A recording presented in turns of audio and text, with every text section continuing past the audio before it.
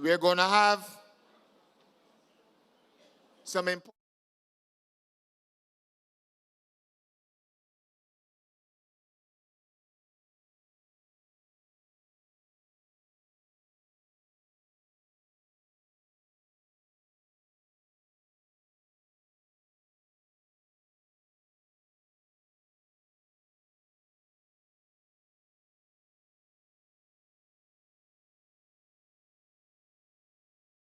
to the stage Minister of Elder Affairs and People Empowerment, the Honorable Kirk Humphrey, piloting the One Family Initiative.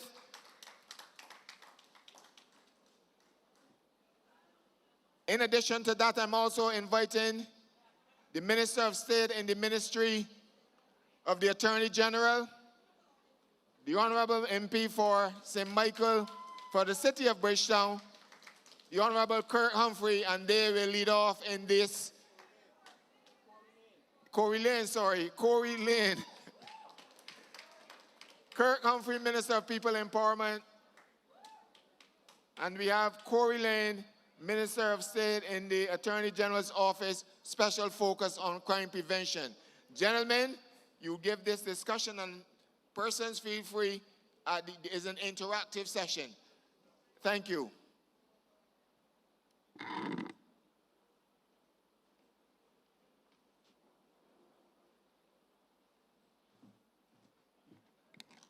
Good afternoon, everyone. So I will try to give you an idea as to what it is that we are doing in the ministry, but more importantly, why we are doing it and the difference that it will make. So you would have heard that the ministry is doing a number of things, which is true, and you would have seen some opposition to the things we are doing, which I could only conclude is artificial opposition. And the reason that I say that is because when we consider what is happening in the ministry now, the Ministry of People Empowerment and Elder Affairs, as you know, is charged with attending to the needs of the most vulnerable in Barbados. We are talking about persons with disabilities, the elderly, children, and people who are going through economic distress and may have to interact with the welfare department, persons living with HIV and gender issues, predominantly. And a lot of the programming that we are doing will make a meaningful difference in the lives of people. And this should not surprise anyone in this room because that is the way the Barbados Civil Party has always performed. If you look at the origin story of the BLP, the 1938 story I call it, from whence we came, born in a period of intense and immense struggle, but with a mindset, I think Reggie said it, about thinking about a few years down the road. It should not surprise anyone in this room that it is this Barbados Civil Party government that is doing the most social sector reform, social sector programming, invested the most money in the social sector of any other government. In fact, this particular Mia Mortley administration is putting more money in the social service sector than any administration that has ever led this country, and that is a fact. That is a fact. And why is that important? Look, we have on the books now, and I will go through a few things very quickly and then the One Family in about 5 minutes. We have legislation on the book now that is guiding the social services sector, but that legislation is extremely old.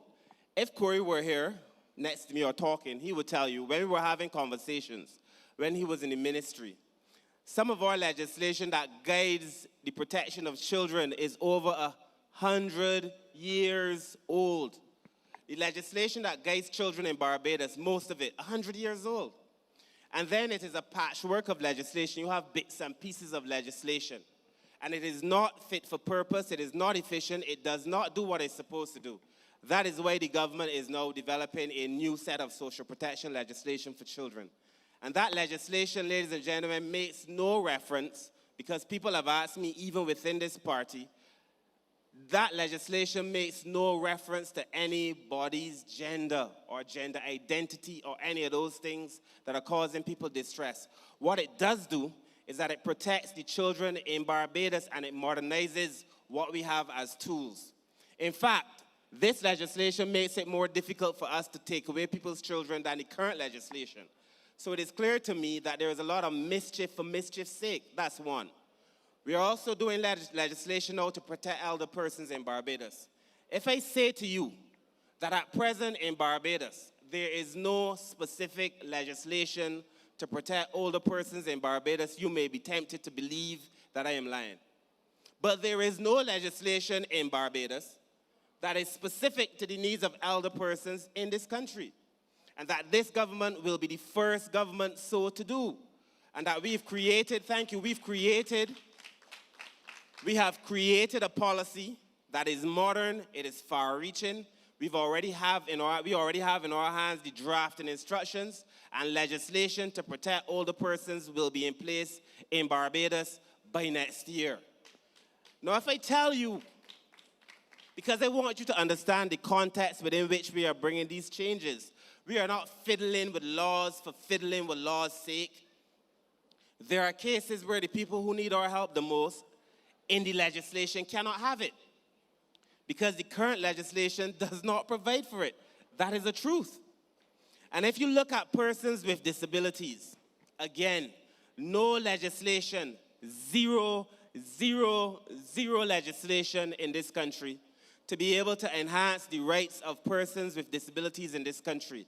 And what we did when we came into office, the Prime Minister put in place through the Cabinet a committee that was tasked, led by Edmund Hinkson, and Edmund Hinkson did a wonderful job. Please give Eddie a round of applause.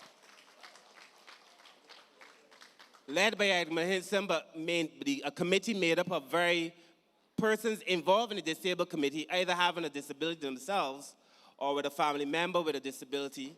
Also on that committee was our own Senator Andrew. Give him a round of applause too, and he did a fantastic job. And I hope to have him in the belly of the ministry working soon, because the ministry has to show that it is doing for people what it says it is doing. And he's a man with a lot of talent.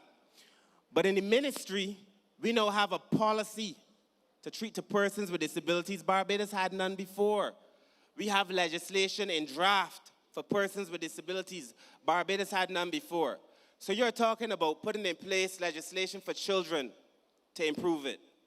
For the elderly, where there is none. For persons with disabilities, also where there is none. And I believe that is what the people elected us to do. But you will hear, and I feel like I need to say this, you will hear people opposing what the government is doing and making it sound as if we are doing something that is mischievous. In fact, there is a person I know on the Democratic Labour Party side who said, why would the government be going after the poor, the elderly, children, persons with disabilities? Why is the government doing those things? Well, isn't that what we were called upon to do? Well, that is a mad statement in my estimation. Wanting you to believe that we are troubling them, the bigger question that they should ask themselves is why, when they had the opportunity, they did nothing for children, for the elderly, for persons with disabilities. That is the real question. And so we've put in place that legislative framework. And the other thing we did is that we are now bringing together all of the social services agencies under the ministry. Welfare Department, Child Care Board, National Assistance Board, and the National Disabilities Unit to have one department that is meant to service the people. And what we're doing as part of that is that we are making sure those departments are in the community. So you will no longer have to walk into Child Care Board and people knowing what you're going to Child Care Board for. You don't have to walk into welfare and people asking if you're going for a check. No.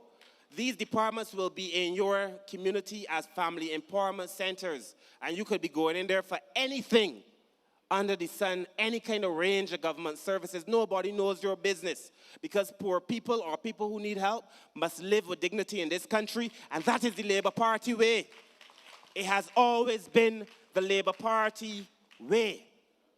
The last program that we are doing, that we recently announced, that the Prime Minister has invested very heavily in, and I should tell you, when we came into office, wasn't it this Barbados Labour Party that increased the welfare provisions by 40%? Wasn't it this Labour Party? Or wasn't it this Labour Party that hired 400 persons to look after the elderly in this country? And isn't it this Labour Party that is now making sure that we make sure that they have permanent employment? So on what basis, I ask you, can any right-thinking political organization oppose the Labour Party for doing the things that a political party in government is supposed to do? This party as well, we are now doing a program. We used to call it the 1,000 Family Program. I see you in the back there hiding. My good friend, the former chairman of the Child Care Board, and now the person who has at the Elder Care Program, Mr. George Griffith. Give George a round of applause, please.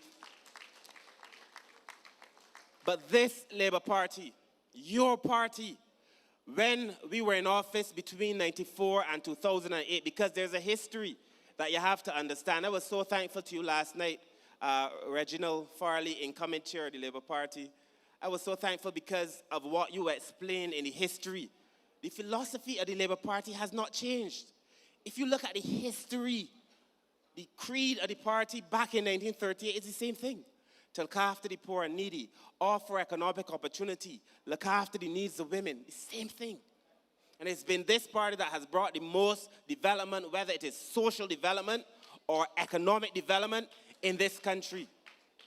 But our One Family program, that we used to call the 1,000 Family Program, is a brand new program in the ministry, but its history is rooted in the Barbados Labour Party.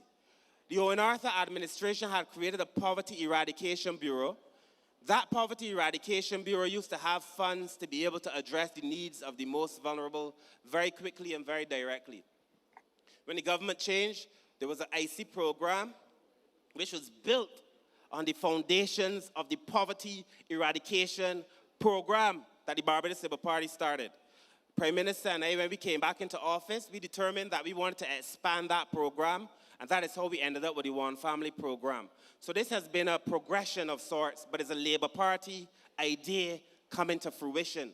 Don't let anybody fool you. So the 1,000 Family Program, how does that work? So for the most part, what we have in Barbados is intergenerational poverty.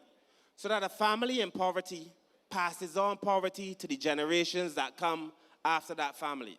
So it is very difficult oftentimes for a mother who is struggling to make ends meet. In my own personal circumstances, I tell people this, and this is true. My mother was a conductress. My father was a bus driver. But I was raised in a house with 7 other children by my mother alone. My father was around, but he didn't live in the house. My mother, to make ends meet, would do what most people who are poor would do. Extra work. She used to call it, for conductresses, they used to call it a doubling. It would mean that you leave, Corey's mother was also a conductress. So it would mean that my mother would leave home before the sun would rise, come home about 3, but if she's doubling, she's going to come home at 9 or 10. So what that means for 7 or 8 of us in the house, when mommy ain't home, and when the big cat's away, the mice will play. But a mother attempting to make it easy for her children to be able to eat a food is not present in the household. It causes other social problems to be present. And that's the reality.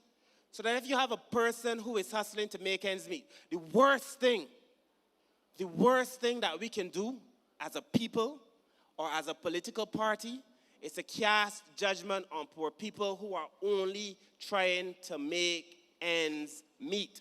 And we do it a lot of the time. I'm not tolerating anybody going out and rob people and none of that folly, because that's not the behavior of poor people. For the most part, people who do not have, get up and go looking for it. Look in any community. You talk about the Pine, you talk about Gore Hill, you talk about the town, Haynesville, any community that is supposed to be lower socioeconomic, 95, 96, 98% of those people have no criminal record. But you mention the community, and what you think of? If I tell you the Pine, crime. But 98% of the children, 98% of the adults have no record, no relationship with the judicial system. But we make these associations because it is easy, but it is wrong. So we have as a responsibility of the state to be able to break the cycle of poverty. That has to be a deliberate intervention. It has to be a compassionate intervention. I've told my staff, Corey has told his staff when he was in the ministry, that if I understand it, that you out there treating to poor people badly, you insulting poor people. A man once told my mother when she lost the same job as a conductress, a woman told my mother, and they came to do the assessment of the house. That's what they do. They have to come and assess. My mother had acquired, back in the day, VCR, a what's not, runners, a carpet, and my mother's house was clean all the time. But when the worker came to assess, they said, but how come you got a what's not? How come you got a VCR? How come you children ain't look hungry? You understand what I'm saying to you? So that mindset for people who are supposed to be delivering goods and services to people cannot be the mindset that we tolerate. In fact, we must have zero tolerance for that across the ministry. But starting with the One Family program, we now have a situation where we're able to treat to 1,000 families, not 1,000 people. If we assume a family has 4 persons, it means we're talking about 4,000 persons. This government putting in place a deliberate strategy to break poverty for 4,000 persons while doing everything else that it is doing to stop, as Owen Arthur used to say, poor people from being poor. This is your government. And understand the tenets. So what it does is that if you make it on the program, and most of these persons weren't chosen, in fact, none of these persons were chosen by any politicians. These persons were taken predominantly, truth be told, from the already existing welfare list, from the National Disabilities Unit list, from the list at National Assistance Board, and the most vulnerable families, a few new names came forward, but then they would get access to training, because in order to break the cycle of poverty, you need to have training. And this idea that you could talk about Barbados is not a society, it's not only an economy, it's a society, that's only for talking's sake. Because if you want to make it, you still have to have the economy running.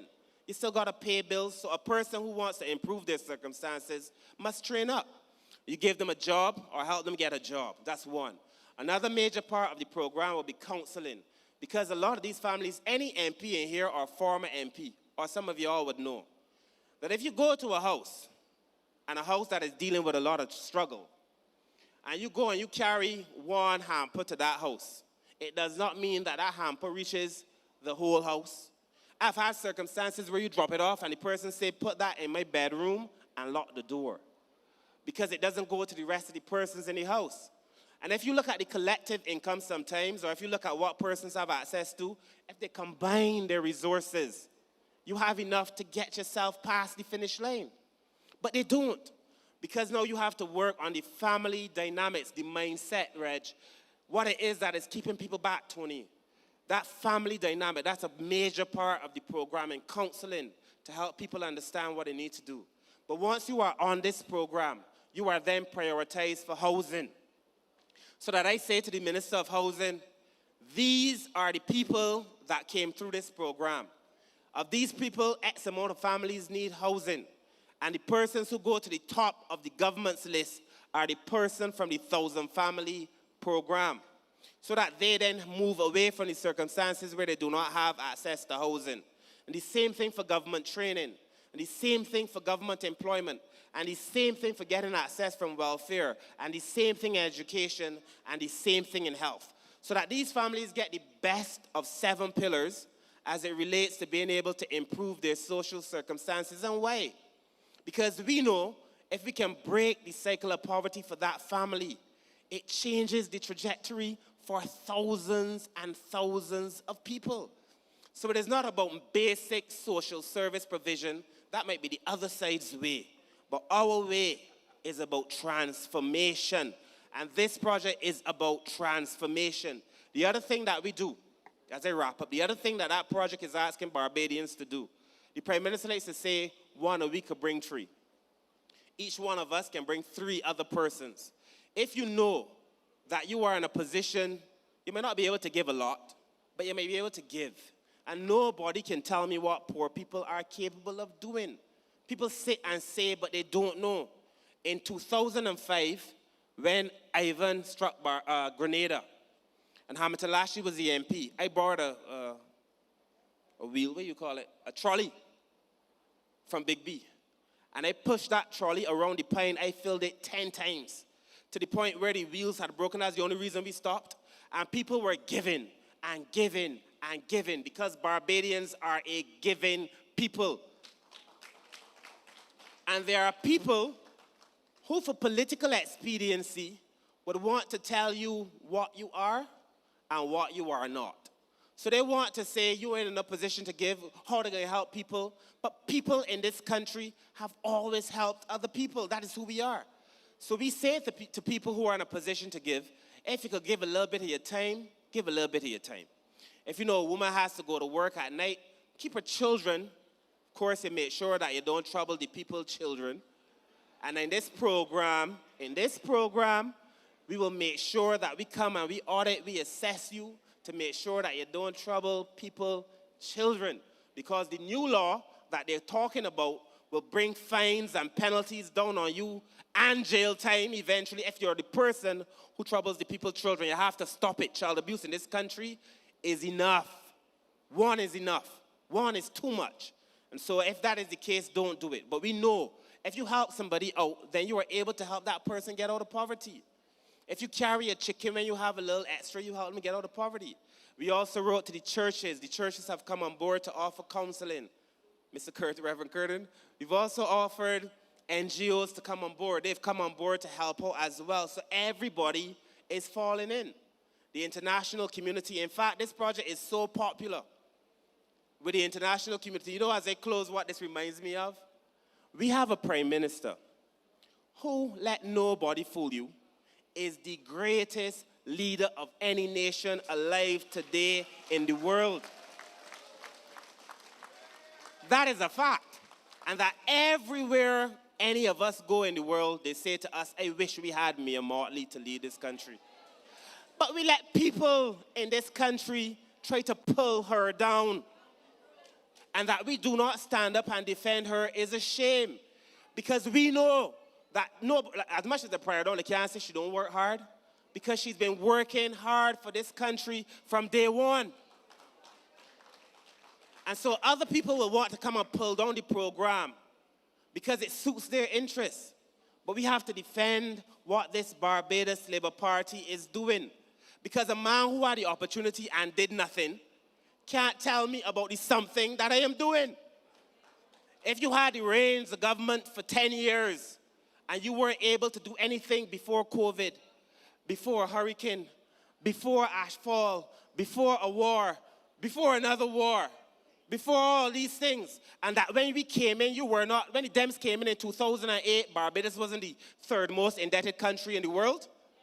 When we came in, Barbados was the third most indebted country in the world. Well, they ruined the country. We're bringing it back up. And they want to ruin the reputation of the people running the country so they could take it from us, take it from you, and ruin it. Wasn't it the Labour Party that lifted the country back up in 76? Wasn't it the Labour Party that lifted the country back up in 94? Isn't it the Labour Party lifting up the country in 2018? We have nothing to be ashamed of. Support your party, support its project, give your Prime Minister the love she deserves, and let us take this country forward. Thank you all very much.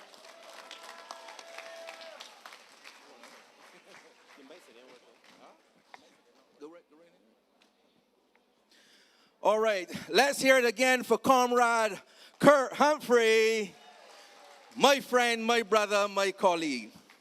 Good afternoon, Labour Party family. My mission now is to transition and let's speak about the crime prevention initiatives. But before I get there, I want to make the connection for my family. I want you to connect the dots on this stage today. Because one of the things I believe that we need to be proud about is the fact that we as a party and we as a people is led by a leader and led by a party that has made it that what we are doing now is comprehensive and transformational. Because each and every aspect of what we will talk about today is interconnected. Because if we don't got the money, we can't do it. It costs to care. If we don't look out for the most vulnerable among us, we wasting time. If we are riddled with crime right across the top to the bottom, the left and the right, we cannot get anywhere. If we do not address the climate problems that we have, we will have no country to save, to make money, or to take care of anybody. So I want us, that when we put on our red, that we understand that we are part of a party, and we are part of a movement that is transformational, that is going somewhere, and going somewhere positive, and going somewhere good. Don't put on the red because it looks good with brown shoes. Don't just put on the red because it's your favorite color, man. Put on the red and understand that we are in a time now where for a century or more, that we can look and see Barbados transitioning, but now transformational for the first time in a major way that we can all be proud about. And for me, personally, within the realm of crime prevention, just last year at this very conference, the Prime Minister made a decision to add another aspect of crime prevention. Throughout the world, crime prevention have been tackled by criminal justice system and law enforcement. In other words, some licks and some lockup. Some licks and some lockup. That is what the major trust in crime prevention was done through these mechanisms. I can tell you that I am a proud Barbadian and a proud Barbados Labour Party supporter and member, because as I travel now, regionally and internationally, just as Kurt said just now, people say, I want that leader near me, Motley, man. When they hear about what we are doing in the region, what we are doing in Barbados, they are more than impressed. I've traveled, I'm probably least traveled member right now. I traveled 3 times for the last 21 months. 1 regional, 2 international. And at each of those encounters, they not only respect to the maximum our party leader, but they respect what she is doing. They like how she talks. They like how she walks. So they like the fact that she sounds good, and they like the fact that what she is doing is phenomenal. And that is something that we must be proud about. Every single encounter that I have had, every panel that I have sat on, they have taken a very specific interest in what Barbados is doing in crime prevention.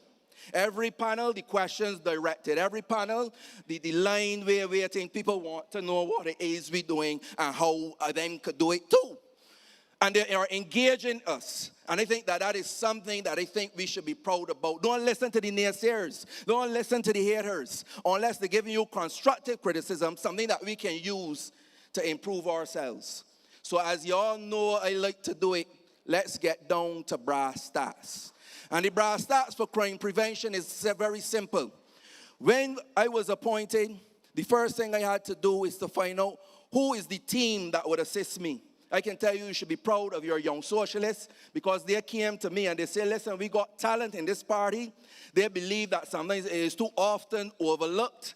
And I say, okay, yes, Madam President. And we started to make sure we put a team together. And I can tell you now that at least 30% of my team is made up from the young socialists of this party. And that they're doing a fantastic job. And they're doing such a fantastic job. Some are here, we'll ask them to stand. And I want y'all to give them a round of applause. Rondal Trim, where you're still in your seat. Terrell Giles, where you're still in your seat. Katasha, where you're still in your seat. Akil get to, you're so young no more, but you still look young, so get her out your seat. All right, give them a proper round of applause. I ain't even can just talk to y'all. I can show you all what they have been doing. Because let the people that walk on, some of them are ready yet to bring a team in Barbados that is 10% of what this team is doing in Barbados for crime prevention. Let them bring the team. But let me tell you now what has been the mission, what has been the initiatives, the vision, the policy in a nutshell. The first thing we set out to do by November 6, 2022, was to reduce the heat in the street. We had a very specific mission to look at serious crime in Barbados. That was tackled, and for the most part, that has been dealt with for now. The second part is, how do we deal with criminals and making it harder for criminals to commit crime? And that means that we had to work assiduously with the Royal Barbados Police Force, now known as the Barbados Police Service, to make sure that we have the lighting in place, that we have the CC cameras in place, that we have the patrols, that we have Operation Restore Order, to ensure that crime is harder to commit. Then we have to make sure that we took the benefit out of crime. So we have to make sure that the fines match the crime. So we had the adjustment to the firearm legislation. So we dealt with it from a legislative point of view. That's phase 1 and that's phase 2. I have always said my favorite phase is phase 3. How do you prevent people from becoming criminals in the first place? And that is really to engage them. That is really to make sure that we look at the root. What are the root causes? What are the social determinants? Some of it is poverty. Some of it is education. Some of it is, and the list goes on. Parenting, the ability to make sure that in a country, that it remains that it takes a village to raise a child. We in this country believe that it just takes a hard lash to raise a child. And I can understand it. Even if you came up in the 70s, the 80s, and you had a radio and it didn't work, what you would do with it? Drop a lash in it. Hey, TV working, it had lines in it where you used to do. Drop a lash in it. You understand? We do that with everything. TV, we do it with our children. Some of y'all do it with your partners. Even if you're doing what you want to do, you drop a lash in it. And you believe that that is solving a problem. But it's only solving the problem temporarily because they don't want to get technical. You know, TV's got a spectrum thing, a little glass thing. And you hit it go back in place, but you weaken it. And you hit it again, and it weaken. And then after you hit it, you got to get on courts and get a new one because it mash up. And that is how we believe that we can fix these issues. But the truth of the matter is, it is not. The truth of the matter is that we have a lot of systemic issues in this country going back from our collective history in slavery and coming forward. And one of the philosophies that has stopped us from moving forward is this philosophy that I come up poor and I commit crime, so nobody shouldn't commit crime. I went to school there and I commit crime, so they shouldn't commit crime too. But you are forgetting the most basic fundamental that each and every one of us are different. Some of us can handle trauma in a particular way. Some of us can handle pain or threshold. Some of us can handle abuse, and others can't. That is why some people make it to the mountaintop, and others don't. That is why some people make it through our education system, and others don't. That is why some people don't make it and commit suicide, because each of us are fundamentally different. And our programs must take account of that. So ladies and gentlemen, in phase 3, what we have been doing is engaging our at-risk population in a major way. And some of the things that they have said to the change agents and to the various officers in the project unit are things that are very obvious, but they're things that we forget nonetheless. Man, I'm so glad for this program. You know, I don't got nobody to look out for me. I don't got nobody to listen to me. I don't got nobody to give me little guidance. Because we have lost the fundamental that it takes a village to raise a child. Too many of us put up our noses at people in the society as opposed to asking, how can I be the candle instead of cursing the darkness? How can I be part of the solution and not be part of the problem? Too many of us look down and very judgmental. And it is not arguing well for us because at the end of the day, it only makes matters worse. So, what we've done over the last 12 months, we have launched an initiative called the National Peace Program, and that is the vehicle at which we have been making our direct intervention into the many homes, communities, schools right across Barbados. So, what I want to do is to show you a little snippet of some of the things that we have done over the time, and to give you a look at what this program has been doing for the people of Barbados and of the many vulnerable communities that we have. So I have a short video that I want to show for you now. And we can say, let it rip. Play.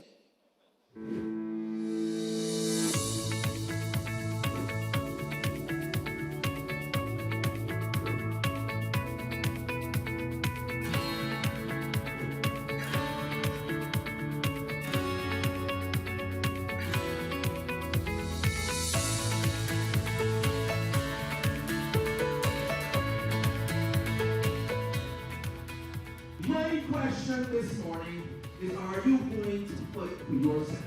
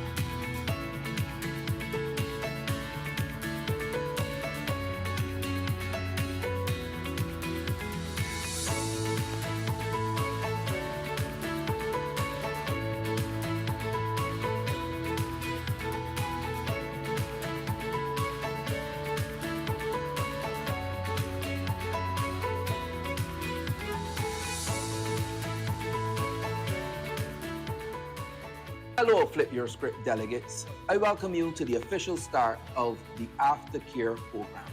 And for the next 8 weeks, you'll be taken on a journey of personal development and business insight. I am happy, so happy, to see this program get off the ground.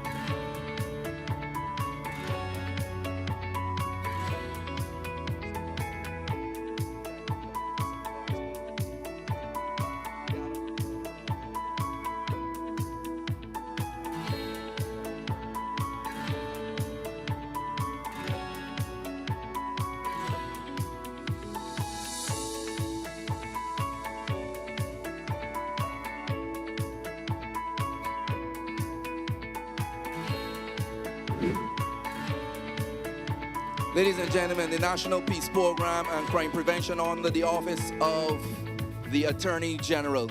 The Prime Minister has said to us she don't want us talking in future tense.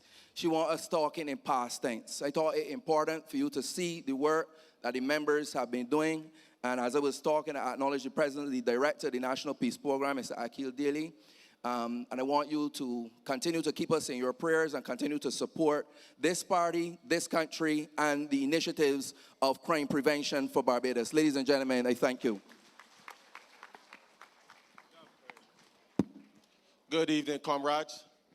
Greetings from Christchurch, East Central, and I want you to give these gentlemen a rousing round of applause again, because the issues confronting Barbados are serious, and this is a serious institution.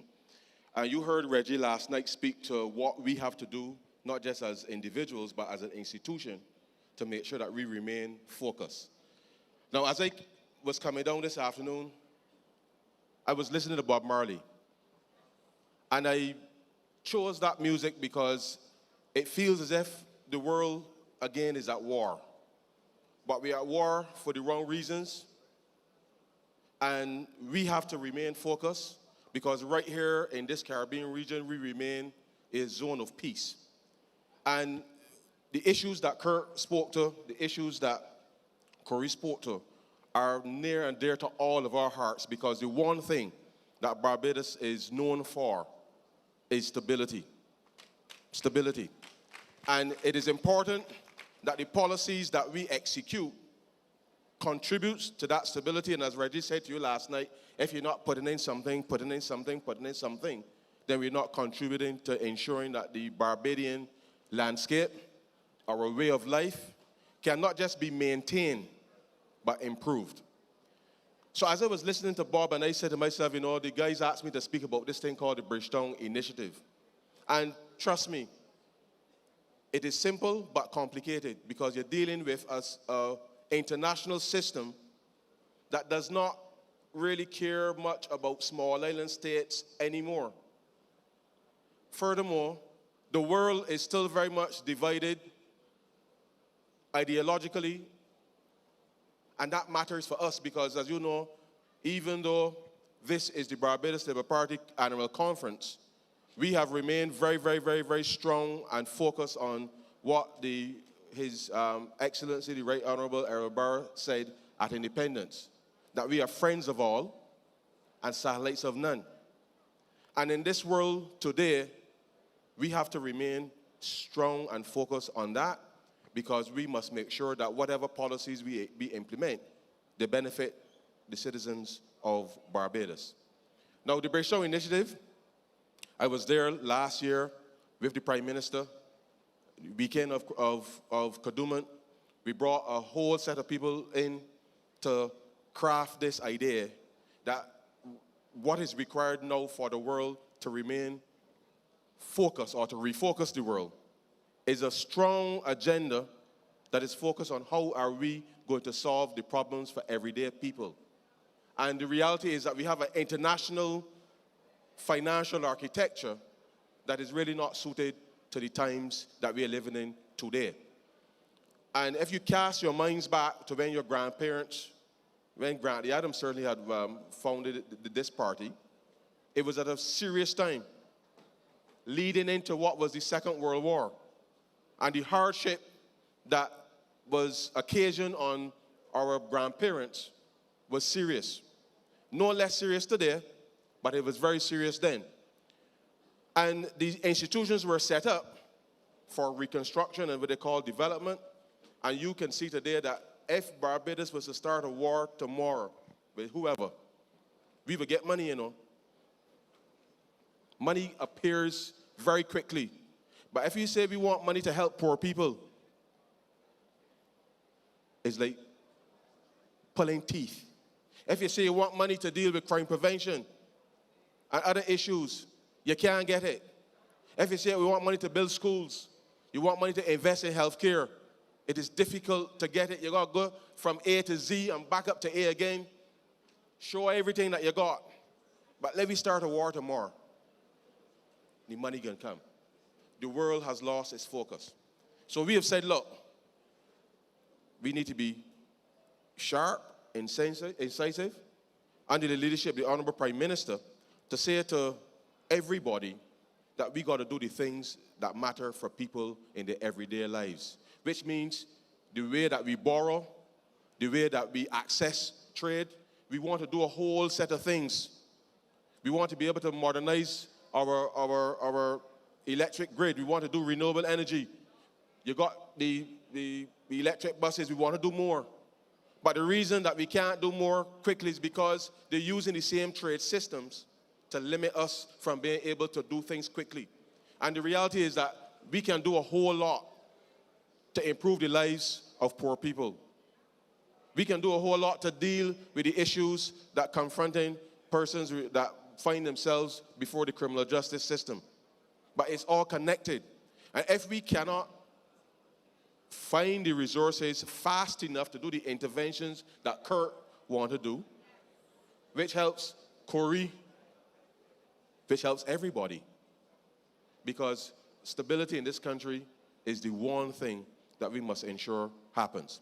So the Bridgetown Initiative is designed specifically to cut through all of that red tape, so to speak, to make sure that we can access resources faster, cheaper, to allow us to make the social investments that Kirk is talking about, to ensure that the young people have options, choices, so that the benefits, quote unquote, of crime is no longer seen as a benefit because there are opportunities abundant. And therefore, the work that we do in the Ministry of Finance in driving this agenda, and you heard Kirk say it, you heard Corey say it, I have not been anywhere in the last year. And countries, leaders, ministers of finance have all been supportive of the Bridgetown Initiative. And furthermore, what that has meant is, whilst we're trying to do all of what we are doing here, that means that we now are being called upon to go and help represent and promote the thrust of the Bridgetown Initiative. But doing so very clear and conscious that before we came to office, nobody was hearing about Barbados, nobody was interested in Barbados. And we have a unique opportunity now, ladies and gentlemen, comrades, to ensure that we stay the course, because the world is becoming distracted again. And as climate vulnerable countries, as citizens wanting to improve the lives of the rest of Barbados, and indeed the Caribbean, the way that the Barbados Labour Party is leading this transformation through very difficult times. Because every time you think you turn the corner and you're going to get a smooth path, something comes along to throw a little spanner in the works. And that means that you and us who are in this fight to transform Barbados, this fight for social justice, this fight for reparations, and I see my brother there, Brother Kamashong, who has been in the vanguard for years. All of these are things that must now come together in order to help us change the lives of ordinary people for the better, but certainly permanently for the future. Because the shocks will continue to come. The climatic events will get worse. And we want to ensure that we build resilience, not just physical resilience so that the house don't blow down. We want that when something happens, that the family, financially or otherwise, that they're strong, a strong unit. Because someone could pass away, you could get an accident, that these things have everyday consequences for people. So when we're talking about resilience, it's not just against earthquakes and hurricanes and the like, and we have to do those things. But what Kurt and Corey are talking about is true resilience, the resilience that we have been known for, because we had no choice but to be resilient given our history. And therefore we must now turn that into a strength such that the family unit is strengthened on all fronts. Because when we build up resilience within the family, within the communities, then it means that it makes all of our lives just a little easier to be able to withstand all of the mental stresses that are confronting people when the day comes. There are things that are happening globally that makes all of us every day shake our heads, because the minister, I see Kerry there, the Minister of Foreign Affairs, will tell you whenever things are evolving, there's pressure, and you have to respond.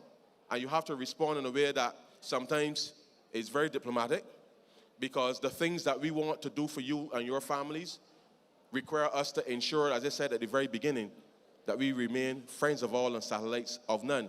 Because as I said, the world is becoming more and more ideological, but as Barbadians, we must remain focused on the mission, which is to deliver a better life for all of our people. So comrades, the Bridgetown Initiative talks about debt sustainability. It talks about access to resources globally. It talks about how the banks will reform themselves internationally, all of those fancy things. But at the end of it, what it means is giving us this policy space to ensure that the reforms that Kurt is doing in his ministry, the work that Corey and the AG is doing within OAG, the work that Kay is now going to be undertaking with respect to education reform, the work that Jerome and Sonia now doing in healthcare to be able to deal with things. It will unlock the resources to help us be able to accelerate and improve the lives of all Barbadians. So this is an important initiative. It has captured the imagination of leaders all over the world. This is not something that Barbados was known for 5 years ago. We have changed the trajectory of this country. And I say to you, comrades, that as we get deeper and deeper into this second term, stay the course. Because we are working together to ensure that not just your lives, but the lives of your families, the lives of people across this region will be impacted by the work that we're all doing collectively to be able to shape the future for our young people, to give them hope, to give them opportunity, to be able to deliver for their families, and to be able to feel like they're a productive citizen in this country. So comrades, my time is almost up.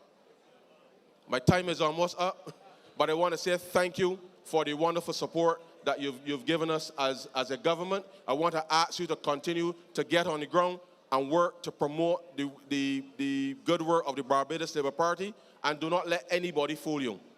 This government, in the face of extraordinary challenges, continues to work for the benefit of all Barbadians. And when all is said and done, it will be said that our Prime Minister, Mia Amor Motley, is the greatest leader in the world today, and I hope that that continues to be so for some time. Thank you very much.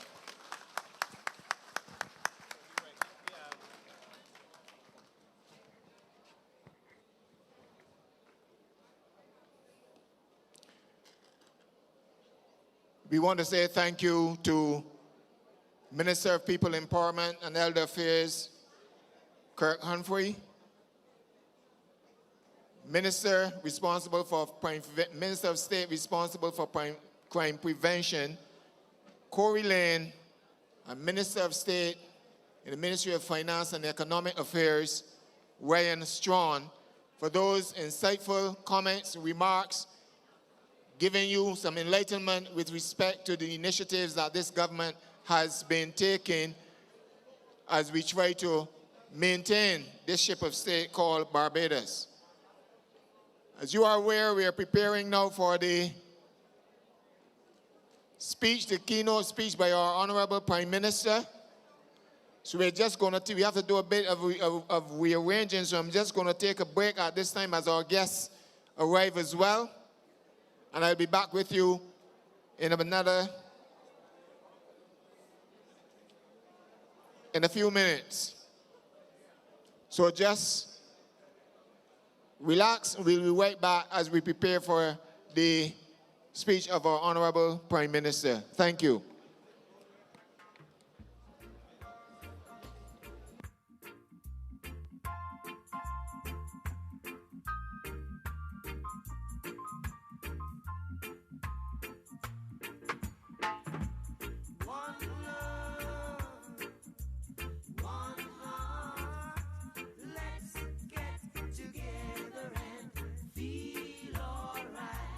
Hear the children crying. One love. Hear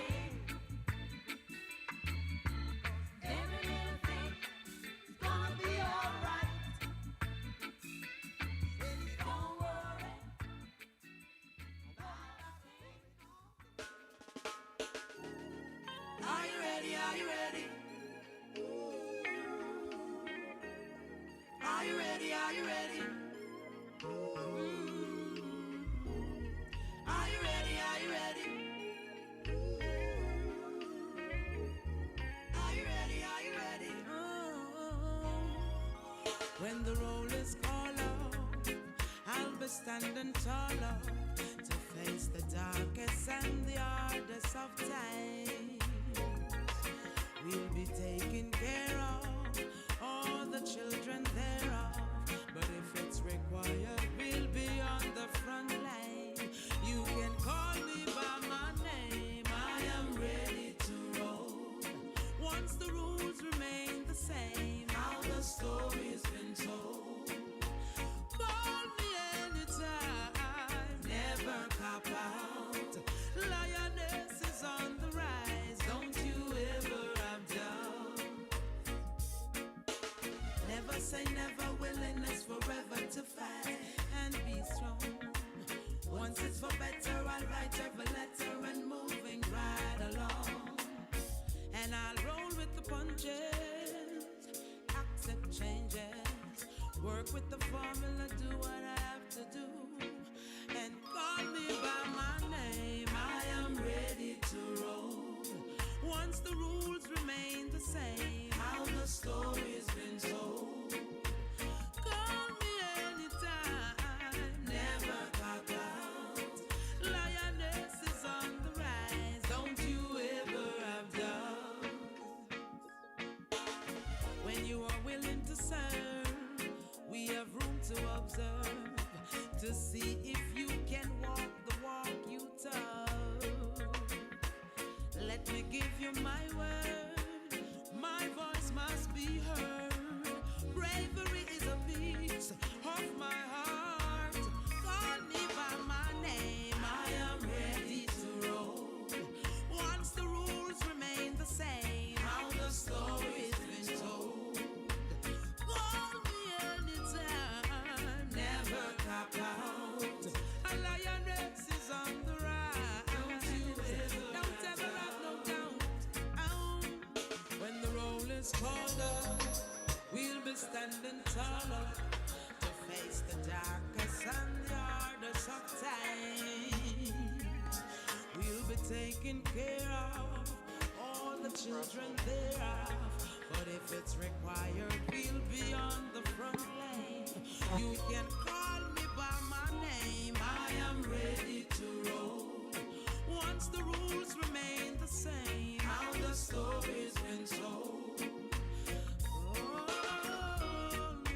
Never, anytime, lioness is on the run.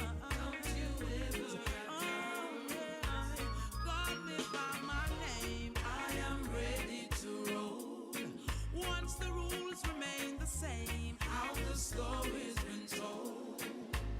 Call me anytime, never cop out. A lioness is on the run. Don't you ever, ready to roll. Call me by my name, I am ready to roll. Once the rules remain the same, how the story's been told. Call me anytime, never cop out. I'm ready when you're ready. Don't you ever have doubt. Nothing at all but the best for me. Me a more have the recipe. Safeguarding the destiny. Serving the country loyally. Leader of the BLP is the best for me. The best for me. Me a is the best. Best, best, best for Barbados. Me a is the best. Best, best, best for Barbados. Barbados loves her. The whole world admires her. There's no one better. She's the perfect leader.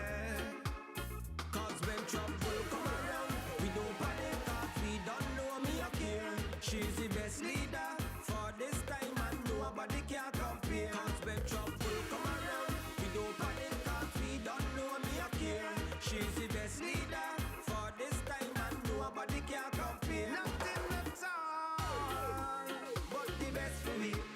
Me a more have the recipe. Safeguarding the destiny. Serving the country loyally. Leader of the BLP is the best for me. The best for me. Me a is the best. Best, best, best for Barbados. Me a is the best. Best, best, best for Barbados.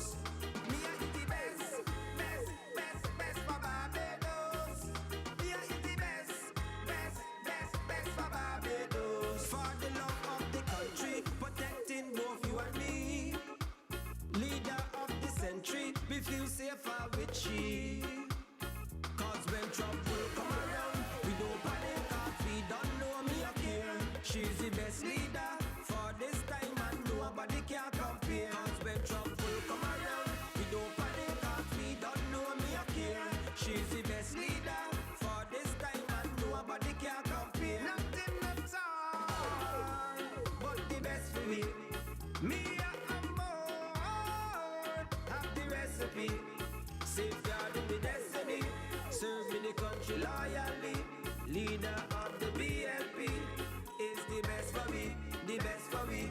Me I is the best, best, best, best for Barbados. Me I is the best, best, best, best for Barbados. Me I is the best, best, best, best for Barbados. Me I is the best, best, best, best for Barbados. He's the best leader for this time and nobody can compare. Cause when trouble come around, we don't panic cause we don't know me a care. She's the best leader for this time and nobody can compare. Nothing at all, but the best for me. Me I'm more, have the recipe. Safeguarding my destiny, serving the country loyally. Leader of the BLP is the best for me, the best for me. Me I is the best, best, best, best for Barbados. Me I is the best, best, best, best for Barbados. Me I is the best, best, best, best for Barbados. Me I is the best, best, best, best for Barbados. For the love of the country, protecting both you and me. Leader of the century, we feel safer with she. Cause when trouble come around, we don't panic cause we don't know me a care. She's the best leader for this time and nobody can compare. Cause when trouble come around, we don't panic cause we don't know me a care. She's the best leader for this time and nobody can compare. Nothing at all, but the best for me. Me I'm more, have the recipe. Safeguarding the destiny, serving the country loyally. Leader of the BLP is the best for me, the best for me. Me I is the best, best, best, best for Barbados. Me I is the best, best, best, best for Barbados. Me I is the best, best, best, best for Barbados. Me I is the best,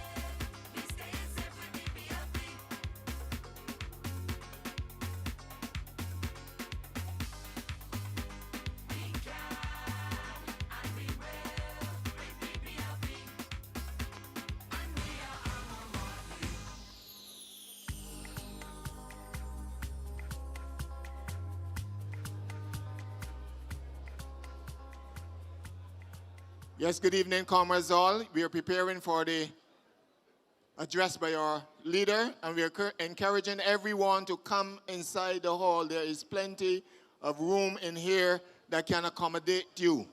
This is the largest hall in Barbados, so please come in.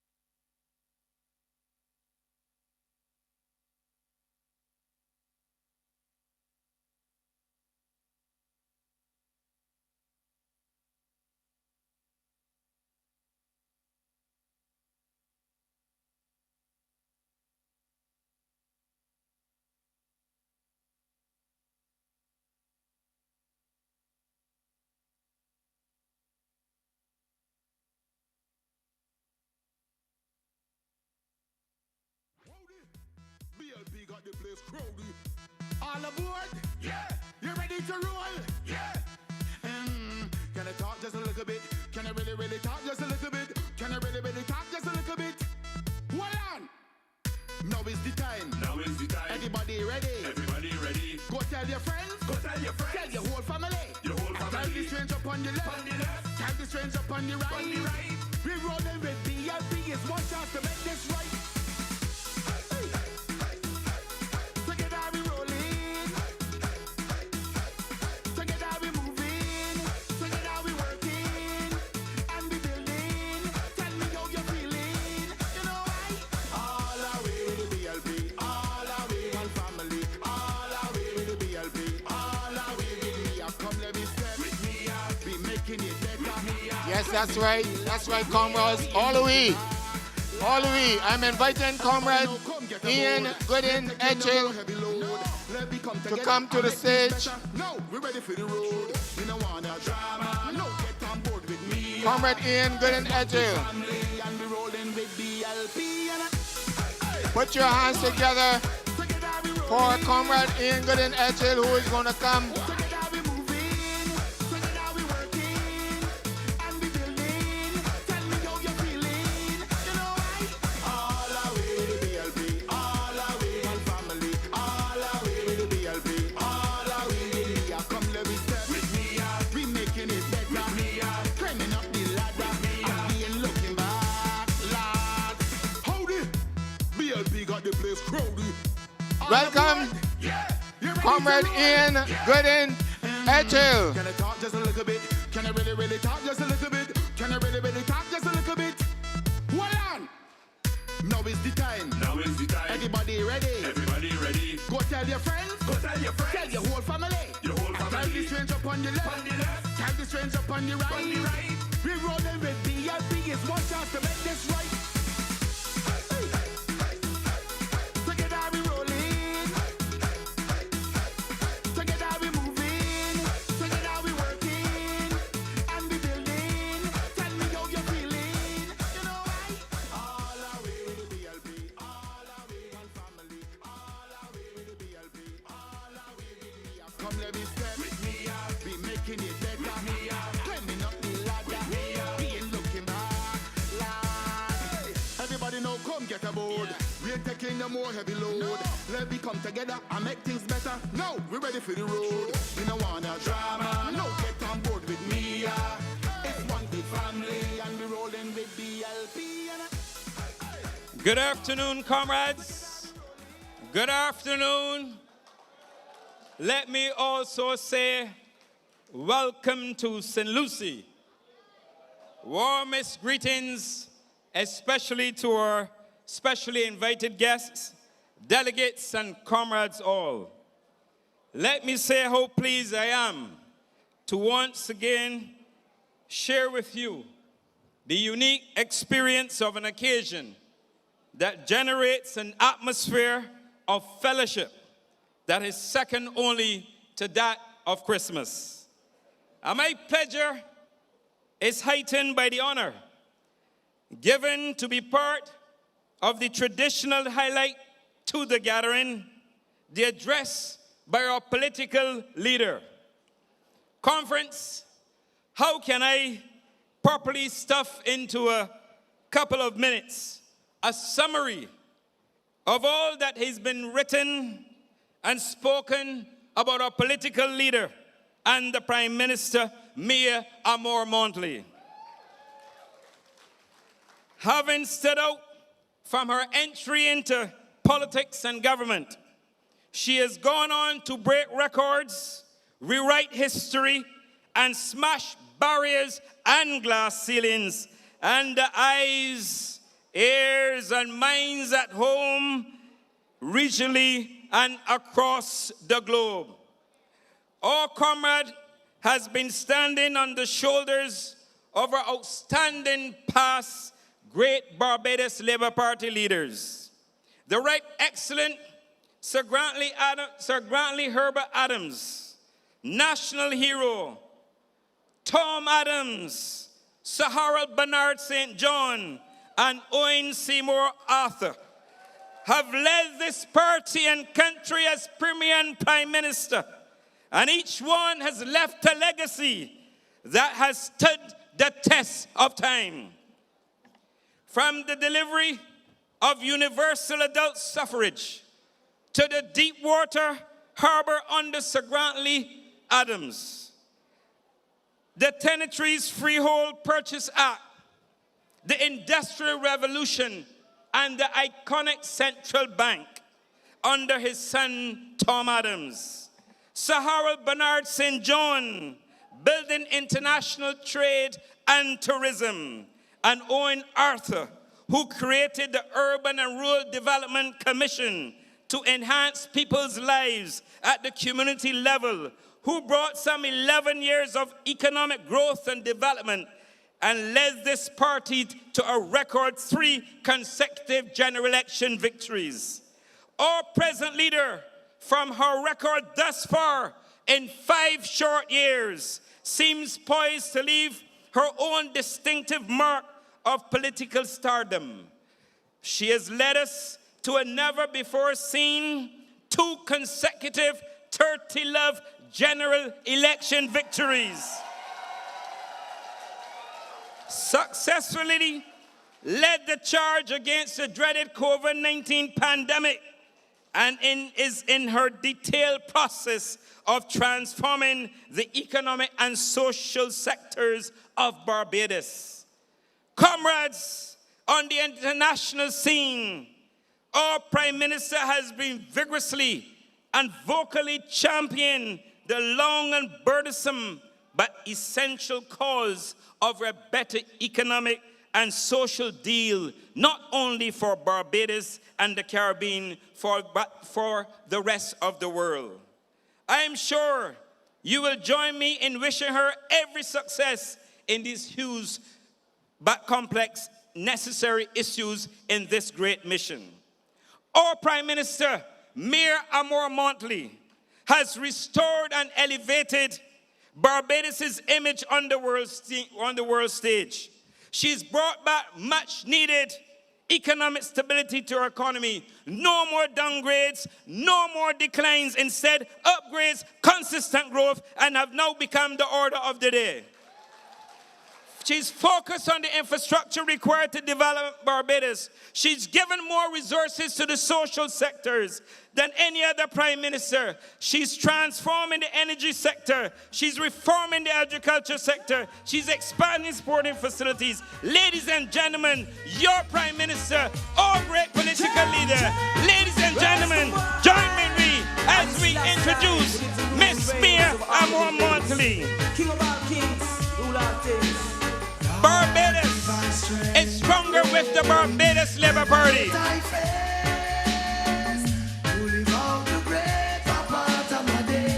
Barbados succeeds with the Barbados Labour Party.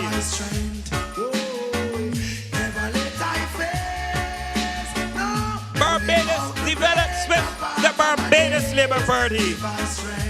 And ladies and gentlemen, here comes our political leader, our Prime Minister, Mia Amor-Montley. Barbados is better with Mia Amor-Montley. Barbados is better with the Barbados Labour Party. This incredible woman has done a wonderful job. I want you to join me in sending a clear and firm signal to our party, to all those who are on stream. Ladies and gentlemen, our Prime Minister, Mia Amor-Montley. Barbados is better with the Barbados Labour Party. Barbados succeeds with the Barbados Labour Party. Barbadians enjoy a better quality of life with the Barbados Labour Party. Your political leader, our Prime Minister. Let's welcome her as she comes to the podium to deliver her address. We are indeed very happy, very proud to have her as our political leader and our Prime Minister. Ladies and gentlemen, Mia Amor-Montley, Prime Minister of Barbados and political leader of Barbados. I give you Mia Amor-Montley.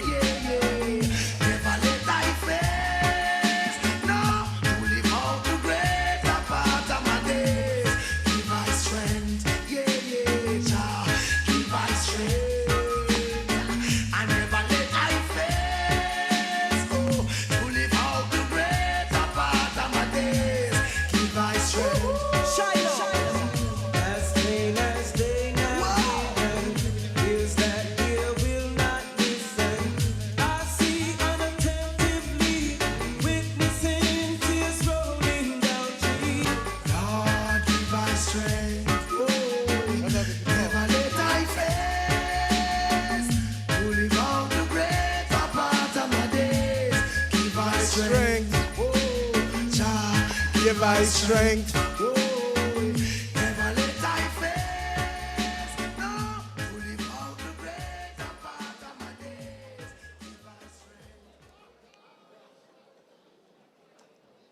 With strength, we can do anything at all. Can I hear you? Can I hear you? Up to the north, we have come. To St. Lucie, we have come. And this is a promise made, Peter, and a promise kept. Just before the last election, ladies and gentlemen, distinguished delegates all, distinguished guests all, I spent the better part of 3 to 4 months in this wonderful parish. And Peter, Mr. Chairman, you and I had the opportunity of being able to go all over, and for me to meet a number of people who I now consider friends. It is true that somewhere in the deep recesses of my family, I've heard that my roots are in St. Lucie. I knew St. Peter. I didn't know St. Lucie. I knew St. Philip. I knew Christ Church. But I discovered that during the period of time. But we went from village to village. We went from Maycocks to Husbands, from Bourbon to Crab Hill to Grape Hall, to Content to Salmons to Archers Bay. And I am serving notice on this great party that we were to have been in Archers Bay last January. We will be in Archers Bay next January 21st when we come back to the people of St. Lucie. And we do so conscious that we have started to develop a new relationship with the people of St. Lucie. One may say a renewed relationship.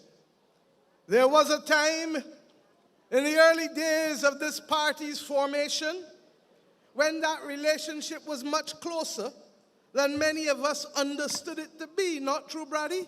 Not true, Billy?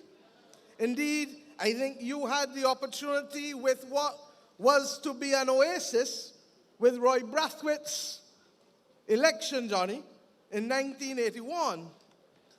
But we have, as a party, determined that the whole of Barbados deserves to be well represented, starting from St. Lucie in the north to St. Philip in the south, from St. John in the east to St. James in the west, and taking in everything else that goes with it.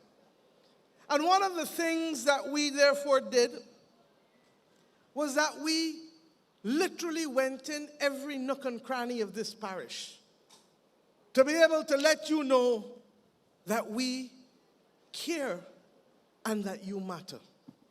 And today, as we celebrate the 85th anniversary of this great party, recognizing that the relationship with this parish has had its ebbs and flows, we have come today to cement it, recognizing that by our good works we shall be known. I will, during the course of this conversation this afternoon, therefore, reflect on some of the many things that we have done and we have ensured, from the replacement of water mains, which will be a mammoth job because it cannot be done overnight, as Santia would tell you, to the ability for us to put a play park in the Ignatius Bayer Primary School, as Kay would tell you, to our ability to be able to make sure that the roads and the bridges that have been left unattended for way too long in the north of this island, not just St. Lucie, as Rommel would tell you in St. Andrew and Dale would tell you in St. Joseph, that we have come to try to do for all parts of this country in a fair and equitable way. And I say so conscious that it's not normal times. It's not normal times. I've spent much of the last 36 hours, other than when I was here last night, having the opportunity to celebrate with so many of you for your stewardship to either country or party. And let me this afternoon celebrate those of you who received your awards. In particular, if I single out the recipient of the Grantley Adams Award, the Honorable Reginald Farley, the incoming chair, who I hand over to willingly and lovingly, and for whom, Reggie, I think it is fair to say that last night represented one of the best speeches you have ever given in public life. You know, it's perhaps a metaphor that we should remember. Because, Reggie, we know that you have just had to carry the heavy burden of burying your father. And it is in difficult times that sometimes the best comes from us. And what we heard from you last night was a man who was well doing everything, reflecting and expressing what has been his life's journey and what has been his supporting systems, but not as a selfish act, but as one of inspiration for the rest of the members of this party. And I will come back to it again, because that which you said must be carried away by each member of this party as we leave St. Lucie today. That if I have not come each and every day to add value, then by very definition, I am subtracting from the institution, be that the country or the party or where I work or the church I worship at. That I must come to add value every single day.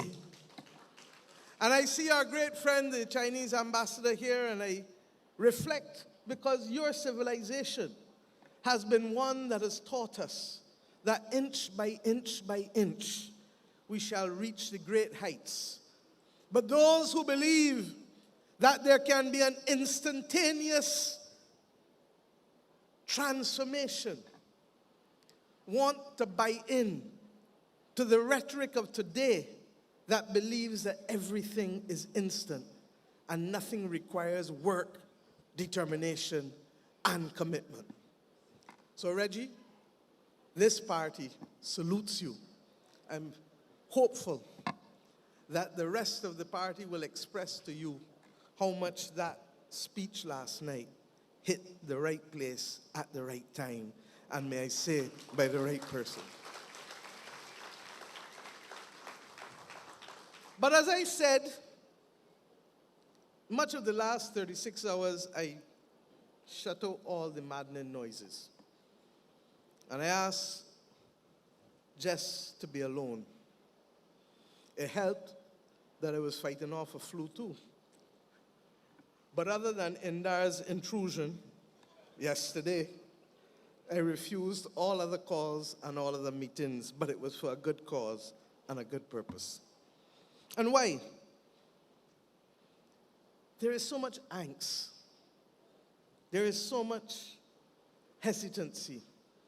There is so much tension in the world, but in our own country.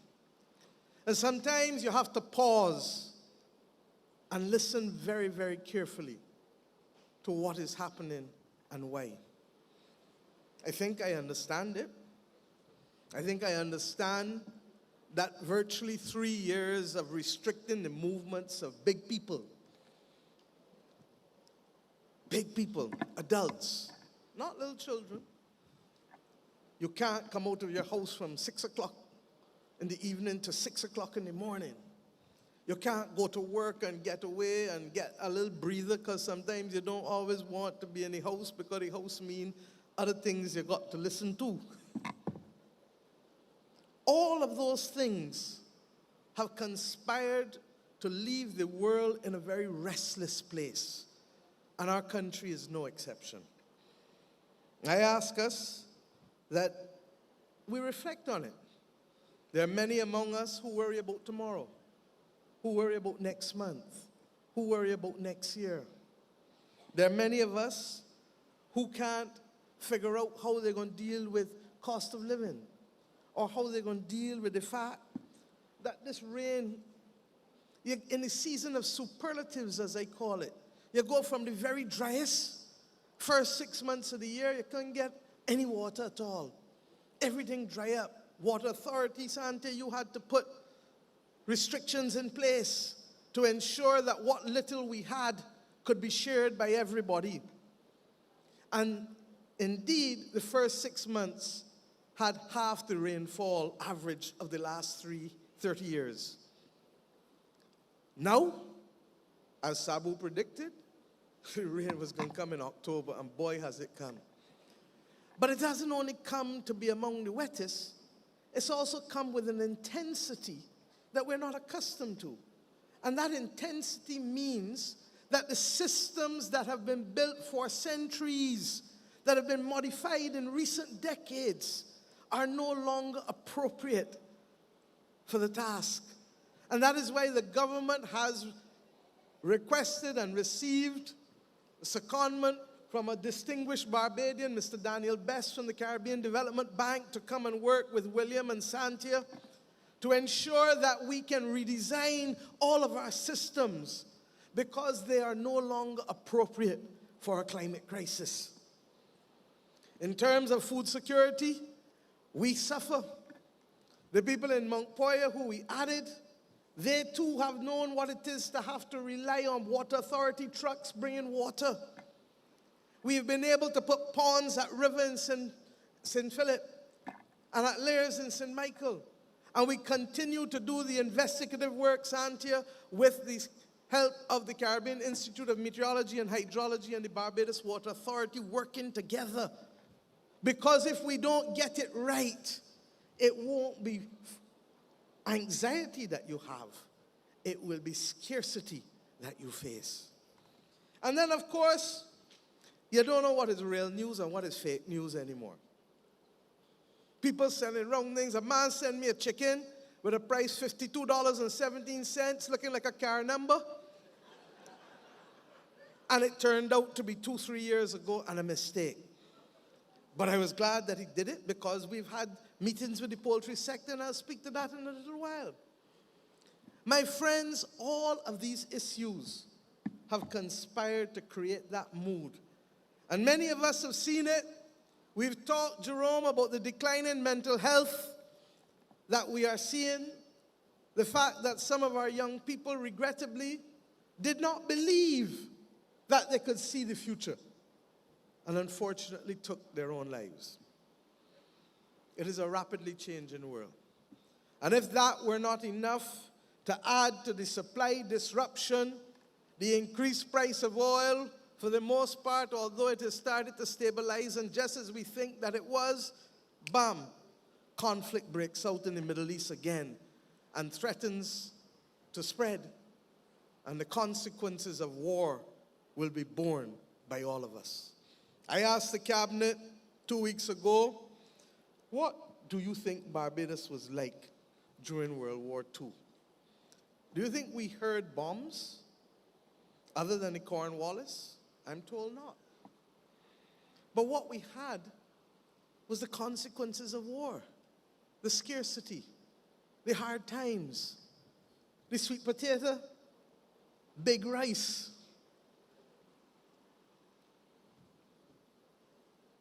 We developed a resilience, and it was a resilience that perhaps matched what we had to have to endure slavery and oppression.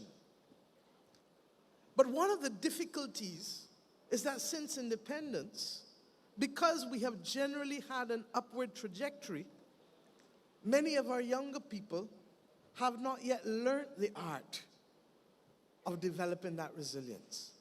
And they are now being put to the test because the world today, regrettably, looks like it did before this party was formed by Chrissy Braffett and Grantley Adams and all of those other distinguished men that gathered in Bay Street at Martineau House to form this party.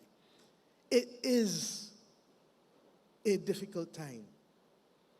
And we see from war in Europe to war in the Middle East, and potentially now to disruption in our own Caribbean and Latin American region with the noises coming between Guyana and Venezuela. Barbadians, my family, if ever there was a time to pause and reflect and to refocus on purpose and on mission, on what we must do and why we must do it, it is now. And if ever there was a time for us to focus on how we must do it, whether individually or collectively in solidarity together, focus on fairness and transparency, it is now. But I say these things to you, confident, as we heard from Prime Minister Drew last night in his excellent address to us, that we have a legacy of struggle and a legacy of resilience. And even though some of our youngsters have not yet gotten in tune with it, because it is in their DNA, it is possible for us to do it. I come here, therefore, today to speak on a few things with us and to remind us that the purpose of this nation is to be able, as is the purpose of this party, to be able to provide a better life for our people. Better means each generation should be able to get better than the previous one. I come today to speak about the fact that better life for our people is not a set of buzzwords. It's not a set of generic words. It's not a slogan. It's the reality of what Grant Lee Adams and Tom Adams and Owen Arthur and Bree St. John and Henry Ford and Dr. Cummings. It's the reality of what they were able to bring to our grandparents and our parents by building blocks that you heard Ian so eloquently describe in his introduction to me, and thank you, my dear brother. A better life for our people must rest on missions. What is it that we want to do to make that better life for our people? And let's discuss it. I thank the labor movement and the private sector for recognizing that the only way we can get through this difficult period is by having clear purpose and focus. And when we therefore met on May Day to sign the missions, it wasn't esoteric. Let me tell you what it was about. Let me tell you what it was about. You want, Charles, it is good to see you home. You want Barbados to be safe. Not true? I can't hear you. You want to be healthy in a safe Barbados. Not true? You want to remove poverty from the landscape as far as possible. Poverty of spirit, poverty of physical condition, economic poverty. Not true? And in so doing, you recognize that the way to do that is to empower and to enfranchise Barbadians. Not true? Give them a piece of the rock as well. Not true? You want to make sure that in being able to do that, that you can give people water and food every day. And that water will not, or the absence of water will not be a constraint on development. Not true? You all going a little soft for me. Is the weather? You want to recognize that digitization and the digital world is now, digitization is now the currency that the world uses to bring about greater efficiency and to communicate. Not true? And you want, as Cooper Dan reminded us last night and as Errol Barrow reminded us in 1986, to look in the mirror and to love who you see looking back at you. Not true? And you want to do all of this in a Barbados that is green and pretty, in an ocean environment that is blue and capable of sustaining life. Not true? That's all the 6 missions are. Not a lot of fancy words, not a lot of buzzwords, but it captures the essence of the dreams and the aspirations of each and every Barbadian. And all that we have said is that by 2030, let us make this country safer. I don't want any more people worrying about whether a bullet can fly through a ZR or a PSV at Eagle Hall Crossroad. That's not the Barbados that we want. I don't want to see litter strewn. And it irks me, as my cabinet will tell you, that when I see 2 inches of grass growing, I feel that we are not applying the principle of many hands make light work. Because the Barbados in which I grew up, people didn't wait for government to come and clean in front of the house or the side of the road or the derelict vehicles to be moved or the bush next to them. The Barbados in which I grew up was one where there was so much solidarity that people would say, oh, they got a bank holiday this weekend, but we're going to go to church Sunday morning, we're going to clean up Sunday afternoon, and we're going to drink into tonight for the bank holiday tomorrow. A lie? That is the Barbados we knew. And the solidarity that propped families together, propped them up and kept them together, is the solidarity that I'm asking for today, particularly in the world in which we live, that is sucking so much hope and so much optimism out of the spirits and aspirations of people. I ask us to recognize that if we are to meet these missions by 2030, if we are to remove poverty from this landscape, ultimately, I see Dale and Adrian have come back with us. Thank you. Both of them, and let me congratulate both of them for the work that they've done on behalf of this country this week. Dale with the Financial Action Task Force. It looks as though we are finally facing a bright future and getting any possibility of blacklisting put behind us. And Adrian, your voice has been heard in Nairobi as a vice president looking at the protection of the biodiversity. And if anyone in cabinet tells you, you would know that that is Adrian's breakfast, lunch, and dinner, supper, and in between every day. He speaks it, he walks it, that is him. But I'm making the point that if we are going to do the things that will make your life better, we have to have staging points. And we have set 2030 as the first staging point, not the final destination. But if we don't set a target, look at me.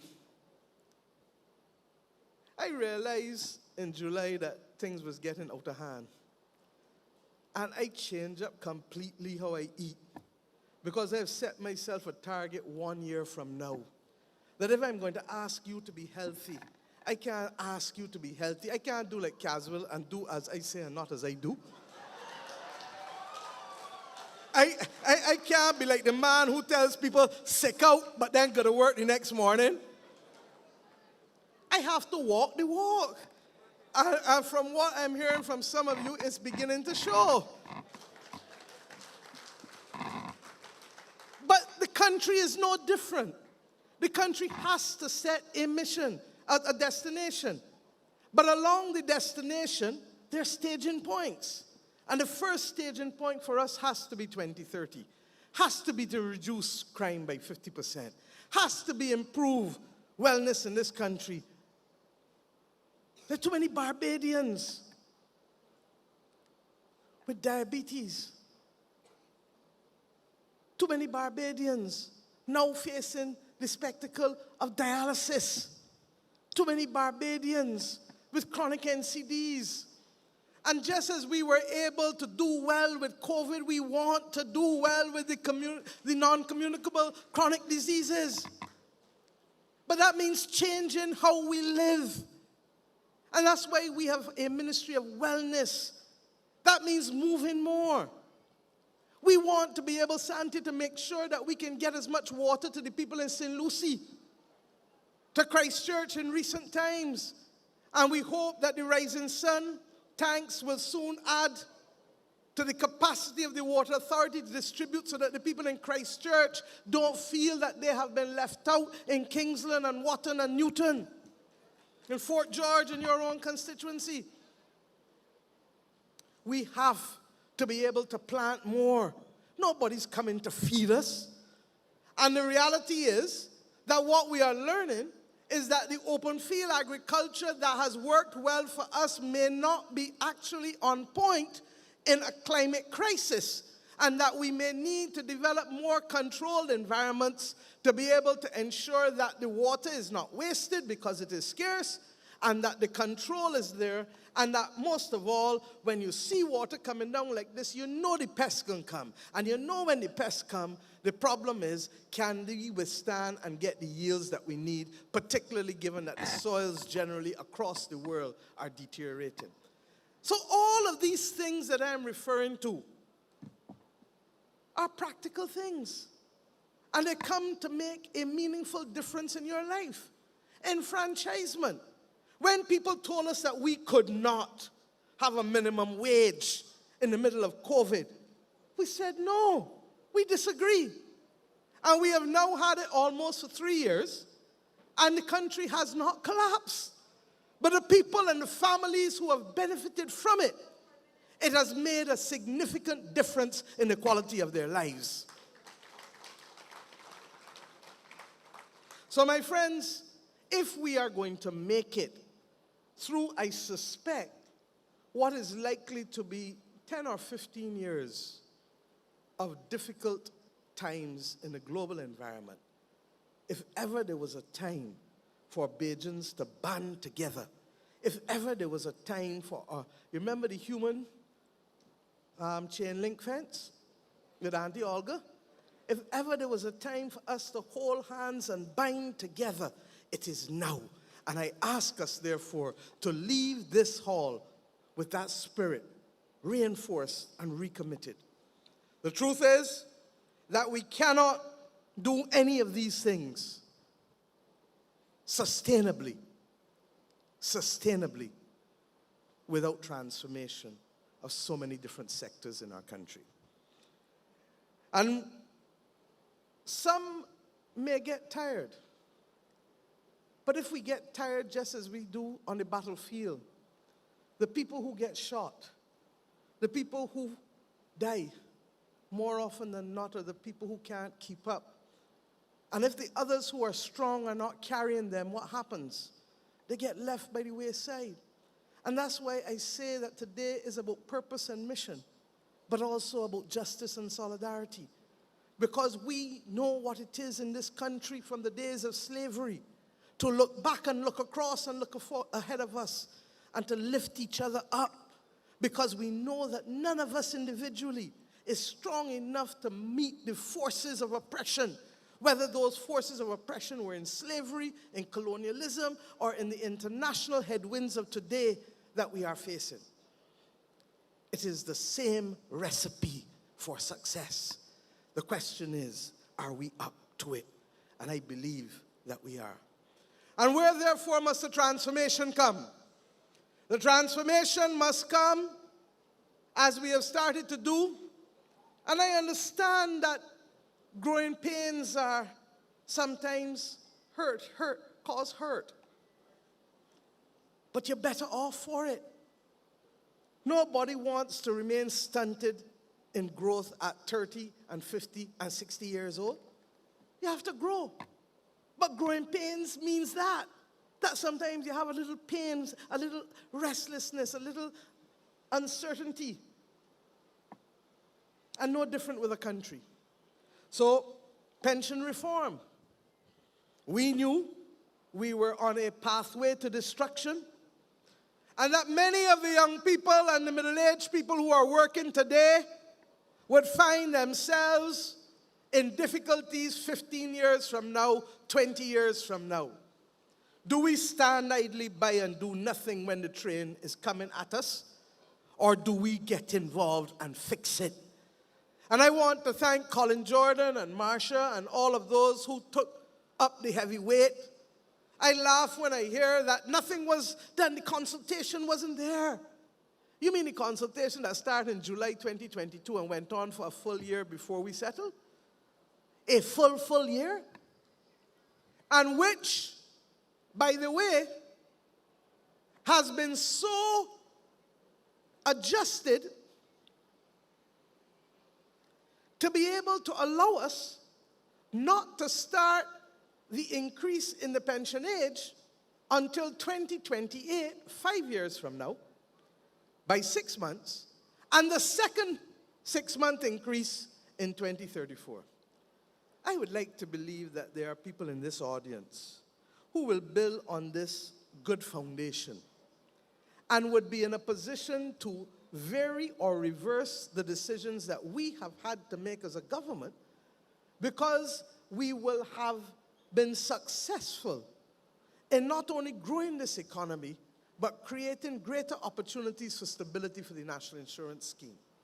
But from where we stand today, we have to take prudential decisions to protect the nation and to protect the workers of this nation for when they become the pensioners of this nation. And this is without prejudice to those who want to march. I say so honestly. I want to thank Dr. David Brown in a consultation we had on education earlier this week, the former principal of Queen's College, for reminding me that when emancipation was about to come, that there were 171 proposals in the Caribbean as to how it should have been done, and only one won out. 170 didn't. And it just reminded us that in moments of great change, all ideas will contend. But at the end of the day, you have to govern. It's not a debate in society. And you have to govern in a way that is sensitive to the needs of the people. And we believe that the measures that the National Insurance Board have put before us, along with the transition to being an independent agency, will give us the foundation to stabilize and to protect the pensions of this country. We also recognize that there will be some conversations going forward that the nation must have. For the first time that I am aware of, in the modern settlement of Barbados, our population has declined. I'm tempted to say for the first time in almost 400 years, since 1625 was when the British first landed.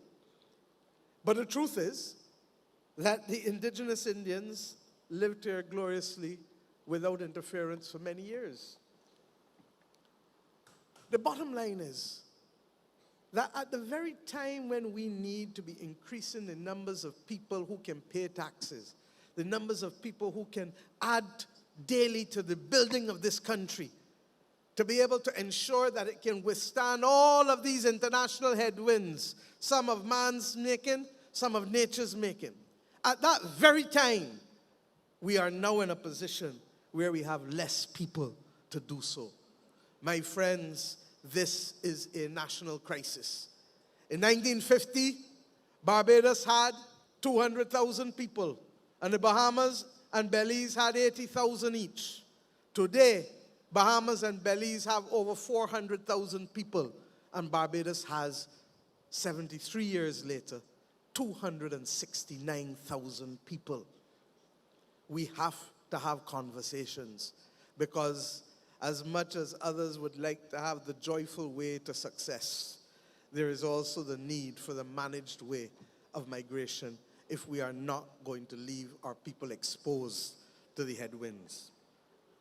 But it isn't only pension reform that we've undertaken. I want to salute Wilfred and Kirk for the child protection and the child justice legislation, building on the work done by Eddie, ensuring that we can change what was effectively almost a century of archaic and Victorian approach to how we treat young people in this country, how we treat juveniles. In fact, if you mention the word juvenile, people will immediately assume something negative after it. Not true, Cappy? That's how it came, regrettably, to stain so many young people in our nation. And let me be very clear. The voices of civil society that urged us to be the best version of ourselves, I thank you. I thank you. Because this is what a vibrant democracy is about. But we have gone further. When we became the government on the last occasion, you asked us to continue the transformation, and we said yes. And one of the things we have introduced to our parliament is standing select committees on the social sector, the economic sector, and the governance sector. And I want to thank Comrade Tony Moore and the members of the social committee for allowing us to get off the ground with the review of the child justice and the child protection legislation in the full glare of the people of Barbados, to see what are the views of the opposition, what are the views of those who have concerns, whether religious-driven or otherwise, what are the views of the average people here and even internationally. This is how we govern well. And I look forward to history being made when those first reports come back to the full House of Assembly with us with the recommendations as to how we should treat. And if there are further amendments to be made, if the amendments are acceptable to the Parliament, they shall be made and democracy shall have been strengthened. But we have also undertaken financial management reform, Ryan, from the very first day in 2018, with the Public Financial Management Act and all of the different pieces of legislation that have come down. And I'm not going to tell you everything is great, because we have had now to engage a retired person from the Caribbean Development Bank to be able to do the training in each and every ministry and each and every department and agency, because part of what the Treasury has been blamed for by the Auditor General, when I asked Prime Minister Trudeau to send down someone from their Treasury who had just retired earlier this year to look at the recommendations, or the comments rather, from the Auditor General and look at the standards that we should adhere to, he said, Prime Minister, if you're not putting in right, you can't get out right. And part of the difficulty is that there are too many different practices, line ministry by line ministry, department by department, agency by agency. And as has been our habit, we say, teach the people, train the people. If you get it wrong the first time, talk with you. If you get it wrong the second time, write you. If you get it wrong the third time, warn you. And if you get it wrong the fourth time, you're looking for recidivism. It means that you're making the mistake over and over and over. And if you ain't learning, let me have a conversation about what else you may be able to do better. This is how we must govern. And that is why I don't get upset with the Auditor General's reports. Because more often than not, the Auditor General's reports under this government have led to issues of systems, competence, efficiency. And it's not that there may not be some things happening, because if I am aware, I am going to deal with it. But I'm telling you that in most instances, this is what it has been about. And if we are therefore going to make the country better and more efficient, these are the difficult things we must do. We have been undertaking welfare reform. Kurt, you have spent the last year in change management, trying to work out how you're going to bring child care board and welfare department and national assistance board. And I want this today to welcome all who have come from the disabled community to say thank you for joining us. This conference is more special for me because you have come here today, and we welcome you with open arms. We are aware of the excellent work done by Eddie Hinkson on the Disabilities Commission. Thank you, my brother. And we are aware of the new deal that we are about to place before the country for you. We accept that everything cannot happen overnight, but we are going to build the blocks one by one by one to make your existence in this country better. And those who support you must also be given support in order to ease the burden that is on them, the respite that is needed. But the work that Kirk is doing, once again, to change a 19th century Victorian welfare system to a 21st century modern Barbadian system that sees people, that hears people, that feels people, is the only thing that the legacy of Grantley Adams could dispose us to want to do. And when we met, therefore, in that most appropriate of places in Golden Square 2 weeks ago to launch the One Family Initiative, it was to remind all of Barbados that this is not a mission for the government alone, that this is a mission for the country. This is a mission for all families. And if it is that 1 out of every 5 families is below the poverty line, then what does that mean, my friends? That 4 out of every 5 is above the poverty line. And in the same way that we held hands with the private sector and labor and the households of this country to be able to save the dollar in 2018. And in the same way, we endured and succeeded in the fight against COVID by working between the private and the public sector and the workers of this country and the households of this country, by complying with the restrictions. Then I say to you that within deep in my bosom, I know that we can eliminate poverty in Barbados in our lifetime if we work assiduously together to do it. And it isn't government alone, as I said. It's about the families who now want to adopt a family. You have obviously to go through a vetting process. And you know, and I know that because they got some wicked people sometimes still lurking about. But once you come through that vetting process, the ability to take a family and not put something in a food bank where you don't know who is the beneficiary, but to see that family and to understand their circumstances, to understand how the grandmother that was keeping everything together suddenly died from a heart attack. And the money that was therefore coming into the household is not there anymore. But you can go and you can happen to buy 2 extra chickens, especially with what Indar has been doing to keep the prices down, that I'll share with you soon and that you will see in the papers tomorrow. Or that you can go and when your sister coming in from New York, tell her to bring 2 pairs of shoes, one black size 6 and one black size 8. And you send up the little drawing on the foot on a piece of paper, a lie. This is Barbados. This is us. According to Gabby, this is we culture.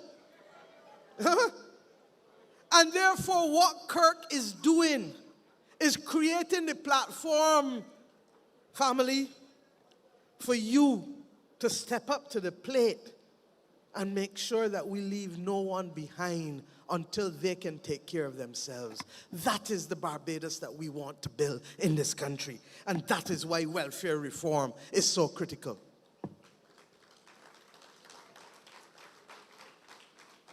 But if we deal with welfare reform alone,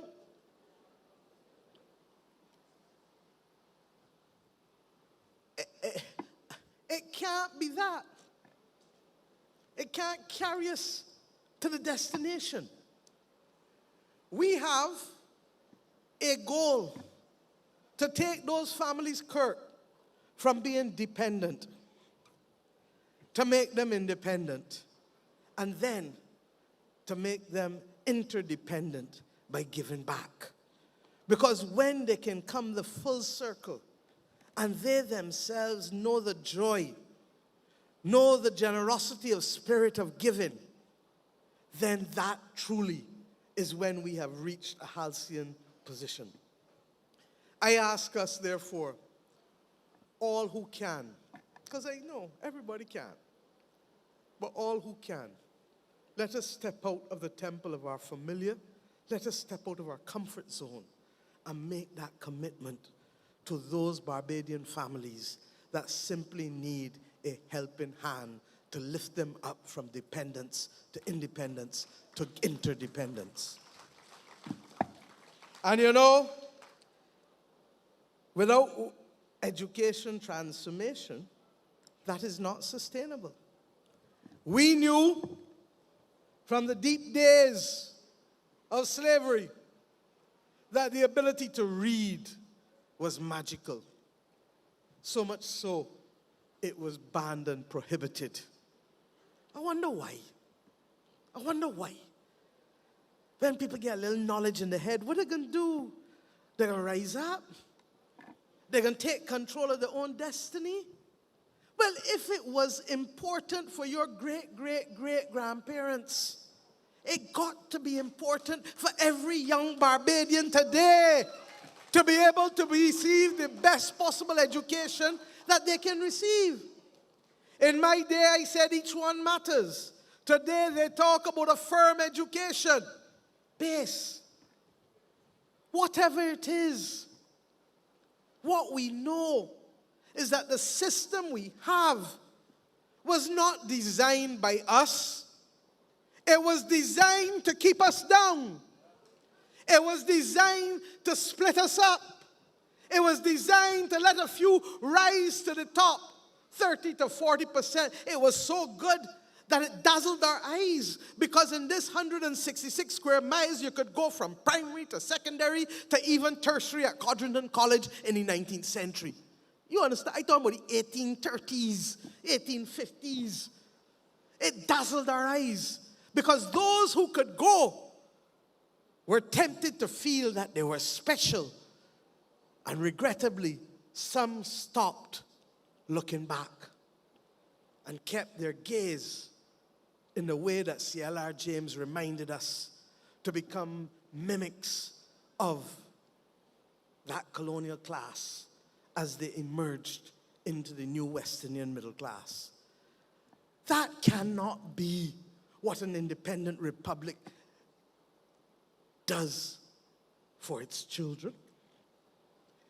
They were prepared as British to educate the top 30 or 40%. That's why you only had 6 schools at a secondary level in 1900. Harrison College, Commermere, Harrison College. I get it, Commermere Week. Look them out there. But remember the words of Kay McConnell about the difference between solidarity of school tie and bondage. Perhaps one of the most important quotes by any minister since independence. Kay, thank you for that message.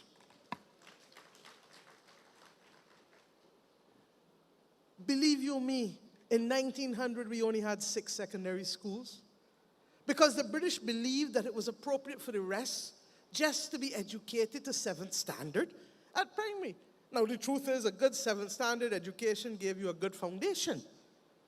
But it was not the epitome of where you could go and should go.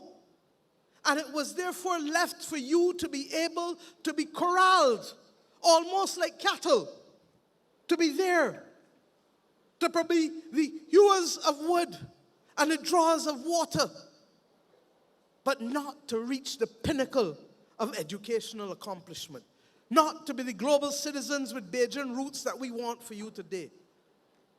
And I reflected on this long and hard because transformation is not easy. Indeed, the easiest thing is to do nothing. And that's why, Reggie, what you said yesterday made so much sense, that if you are not adding value, by simply having benign neglect, you are subtracting. And how could this party receive a mandate from the people of this nation for transformation in the best Barbados that we could be in the manifestos that we put before them, promising transformation, and sitting down and doing nothing? And there's no secret to it. You know and I know, Santia, God bless you, when you were Minister of Education and we were on the road to try and start this journey, man has plans and God has plans. And we give thanks that you were able to overcome all of those obstacles from early. And when you return to us, ready for work again in December 2019, what happened? Next month, COVID jumped into us. And therefore, Kay, the mantle was handed to you, and you started the process of consultation in July of 2022. 15 months of consultation at different levels with different stakeholders. And I want to say that we have approached education transformation not as something that has come only from the bosom of the Labour Party. That would be folly. There are things from the white paper, yes, that were left from my time.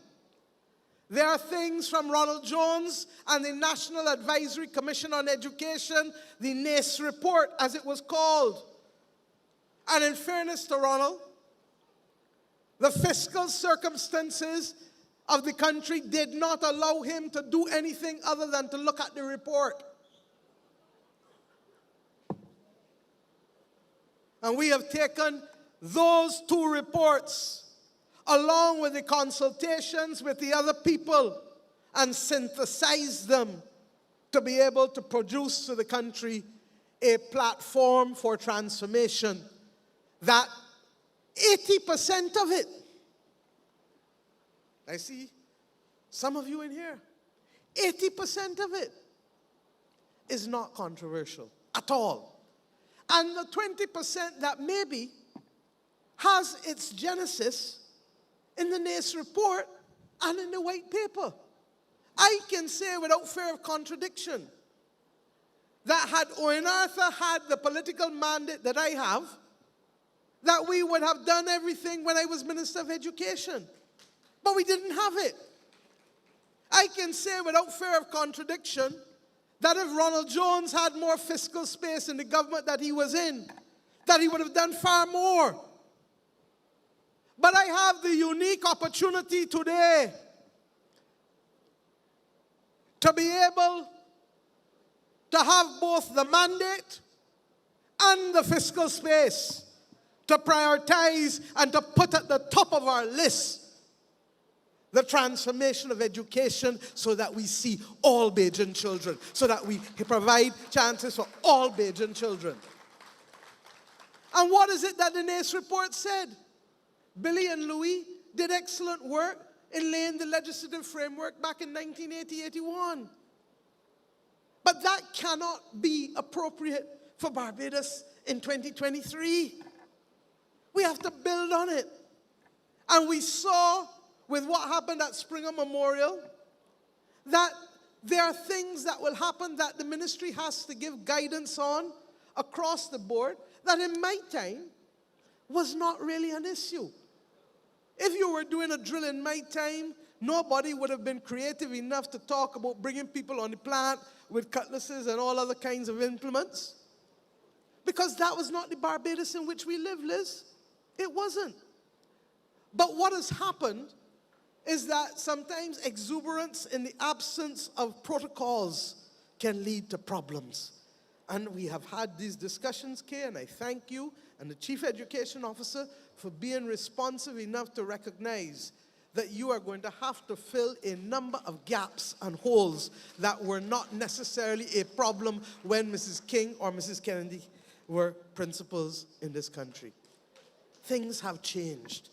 And I will get to those who want to weaponize education or weaponize water later. But suffice it to say that when I read the NACE report is the one that talks about zoning. The white paper on education reform did partial zoning because Owen didn't have the political capital to do full zoning. But when the NACE report talked about zoning, Ronald didn't have the space.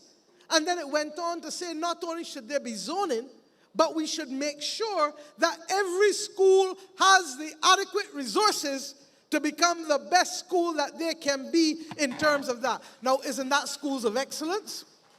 Isn't that schools of excellence? My friends, there is no difference.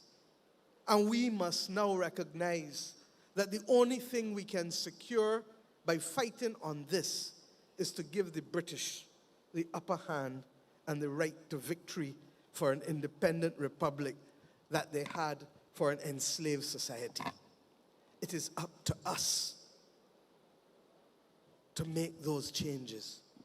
And we don't believe that everything that we do will be perfect. I have said to you on that occasion of the launch that perfection lies within the province of the divine, the Almighty. But for us humans, it is persistence, it is determination, it is commitment. And sometimes it is falling down and getting back up. That is what true character is made of. But because we know that, it means there must be an appellate mechanism to ensure, just as we did when we were appointing 3,000 public servants, 3,400 public servants in October 2020, in the middle of a pandemic, under an IMF program, when people told me, Prime Minister, do not do it. And I said, no, it is wrong. People who have been acting for 3 years or more, they said, Prime Minister, it's complex because I got some who was acting for 3 years, but then they get promoted and therefore they out or they gone up acting in another position only for 1 year, so they get lost because the 3 years that they had get wiped out with the 1 year. I said that's why we have an appellate mechanism, and the President will be more than happy to do the appeals. Madam President, I thank you for doing all 900 appeals that came before you. Do you understand that 3,400 people would have suffered because we would not find an appellate mechanism for 900? Does that make sense to you? And that's why I say governing, my friends, is not about the pursuit of the perfection that belongs to the divine. It is about making progress. It is about being able to do the right thing for people as much as possible. It is about seeing, hearing, and feeling them. And I say to you tonight that our ability, therefore, to manage the education reform, we have 2 years almost, just 2-3 months short of 2 years, to be able to execute. And then when we start to execute, there is a period of time of rollout. That means that you're effectively doing this over 5 years. So this is not being shoved down anybody's throat. But what it is, and this is where the fiscal purse strings matter. Because I, as Minister of Finance with Ryan, have to ensure that when St. Lucie needs to remove the prefabs from the Darrell Jordan School, needs to remove the prefabs from here, they can be removed. That when they need to upgrade the equipment, it can be upgraded. And that by school, as I've said over and over, it is not only the children who go to private school that must be looking at and working on a campus that feels right, that is appropriately landscaped, that is comfortable to come in. The notion, Billy, of the World Bank schools, God bless them for helping us give access. But the problem with the World Bank schools was that they were dark, they were dreary, they were damp, and they're still, up until the other day, it's only Frederick Smith that started to change recently. I haven't gone in Dighton Griffiths, so I don't know whether that has been painted up too. But look at this hall. This is what every school must look like. Look at Foundation School Hall the other night. That is what every school must look like. And we have committed to put the purse strings where we are putting our principles. And we are also making sure that we can have a proper foundation by committing to every child from 3 years old that you have a right to pre-primary education, because we know if you put in the early groceries, you're going to get the kind of results that we need for children in this country. And not just in a vacuum. We know how easy it is for children to learn languages at that stage. We know how easy it is. Children are like sponges. But we are not also blinded. And we understand that we need to step out of the temple of our familiar and go into new modalities.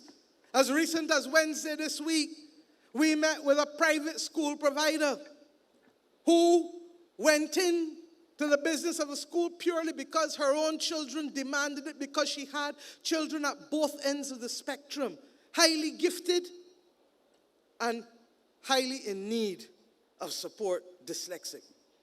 And she gave up her job. And she has been able to carry those two that she started with to 70 with 20 members of staff. By the same token, New Horizon that we have up at Erdeston only has 15 kids. And I believe about 5 members of staff. And we will introduce then, rather than simply giving bursaries as was done in the past, we will introduce a new model of public-private participation in the delivery of education in this country, where there are people particularly focusing on special needs.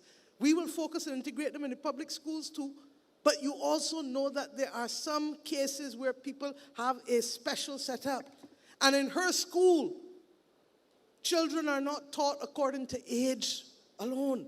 She has older kids with younger kids. And we will use this as an example, and if it works, then we will replicate it across other things. We have the capacity to make this move now.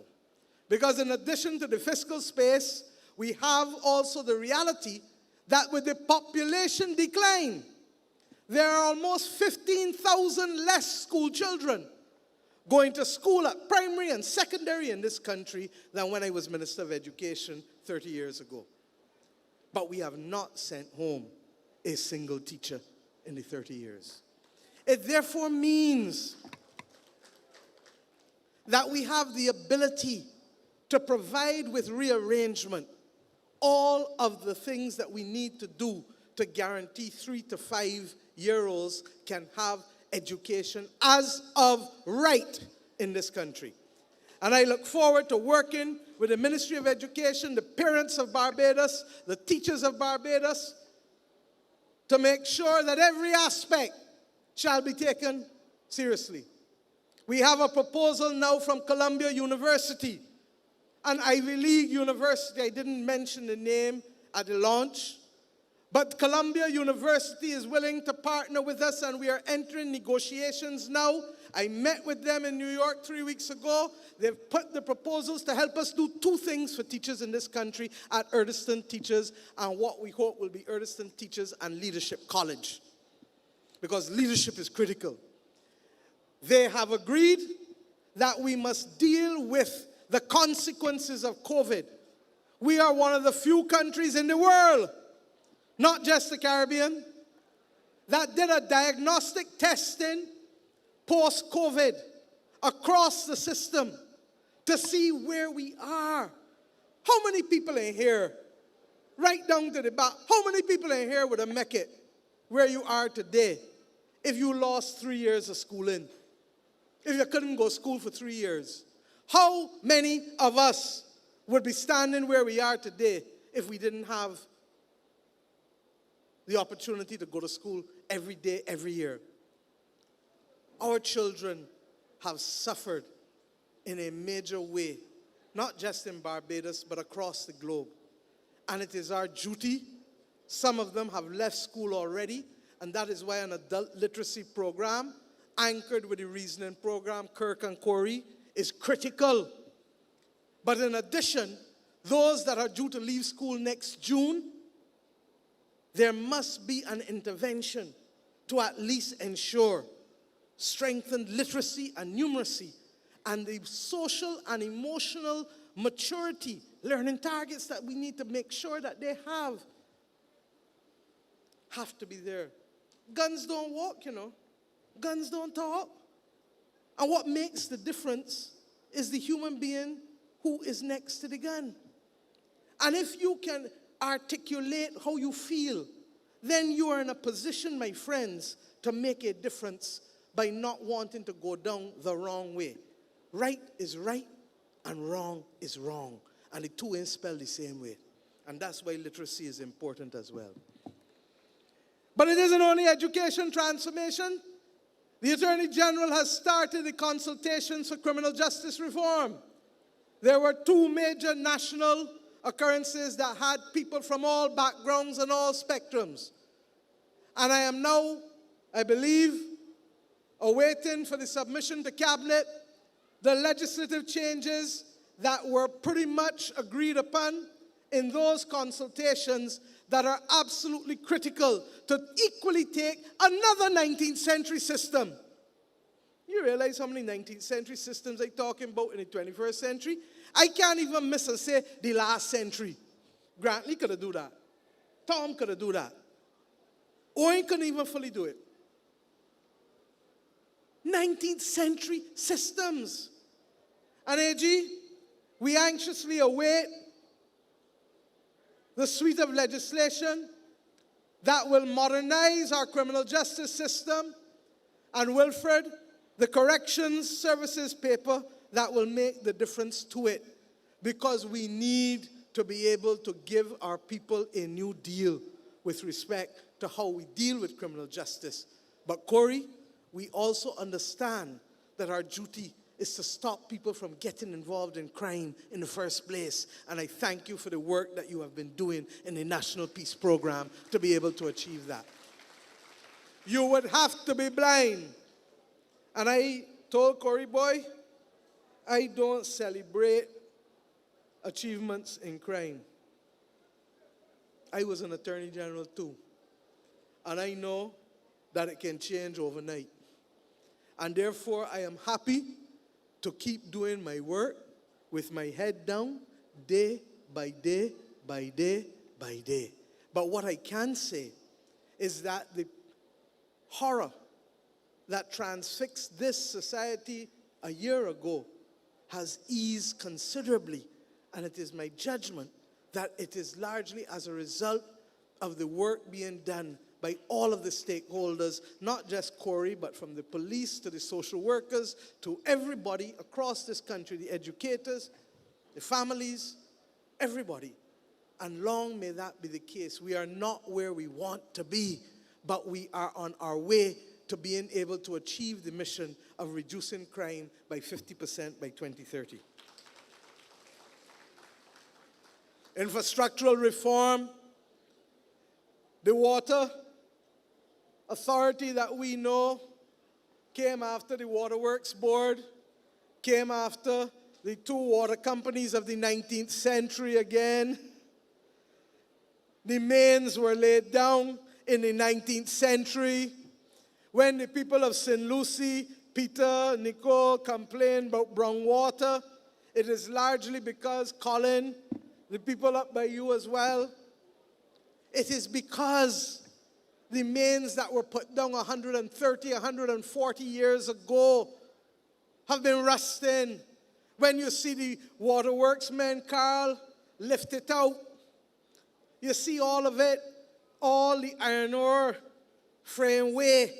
When we went into the bell, when Rommel and William, we had to remove a pump that was literally tenuously Santia on a piece of iron and thing that could fall away any minute. Conscious that if it did, we could not get a replacement in under 6 to 9 months. This is what we have inherited as a nation. And therefore the 19th century cannot be the reality of the 21st century Bajan. We can't do things like that anymore.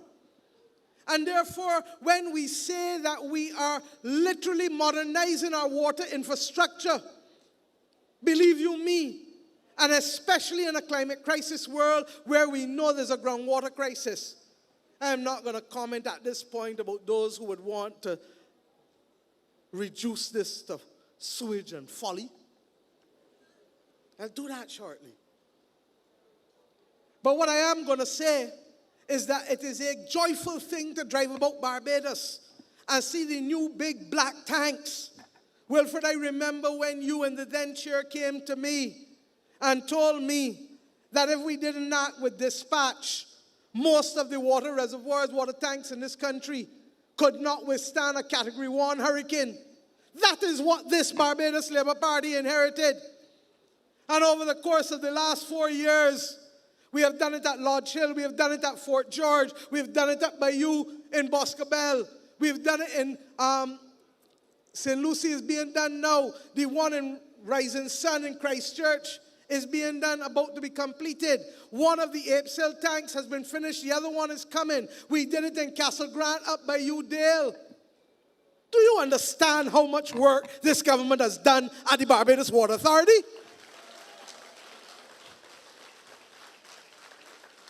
I remember going in St. Joseph on December 31st, Dale, with you and my dear beloved friend who is no longer with us, God bless his soul, Boo Husbands. I'm moving from district to district, Pat. And we promised the people of St. Joseph that we would deal with it. We dealt with it. Peter, I've promised the people of St. Lucie and Colin, the people of St. Peter, we have not forgotten you. I wish I could twiddle the nose or snap a thing and make it happen overnight. But it takes time. But one sure thing is that you have seen the progress and you know that it is also coming to you in those areas that have not fully benefited yet. But in the best bill in the world, you cannot replace 2,500 kilometers of pipe in 5 years or 7 years or even 10 years. It is a 20, 25-year effort.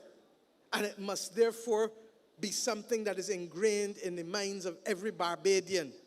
Because that is why it is a mission that we must be able to make sure people can get water and get food each and every day. The roads, Auntie, we're going to tell them. William, we're going to tell them. Roads were not done in this country for a long time. I hear that. And we have started, but let us also be real. We lost almost 2.5 years in COVID from any serious infrastructural work in this country.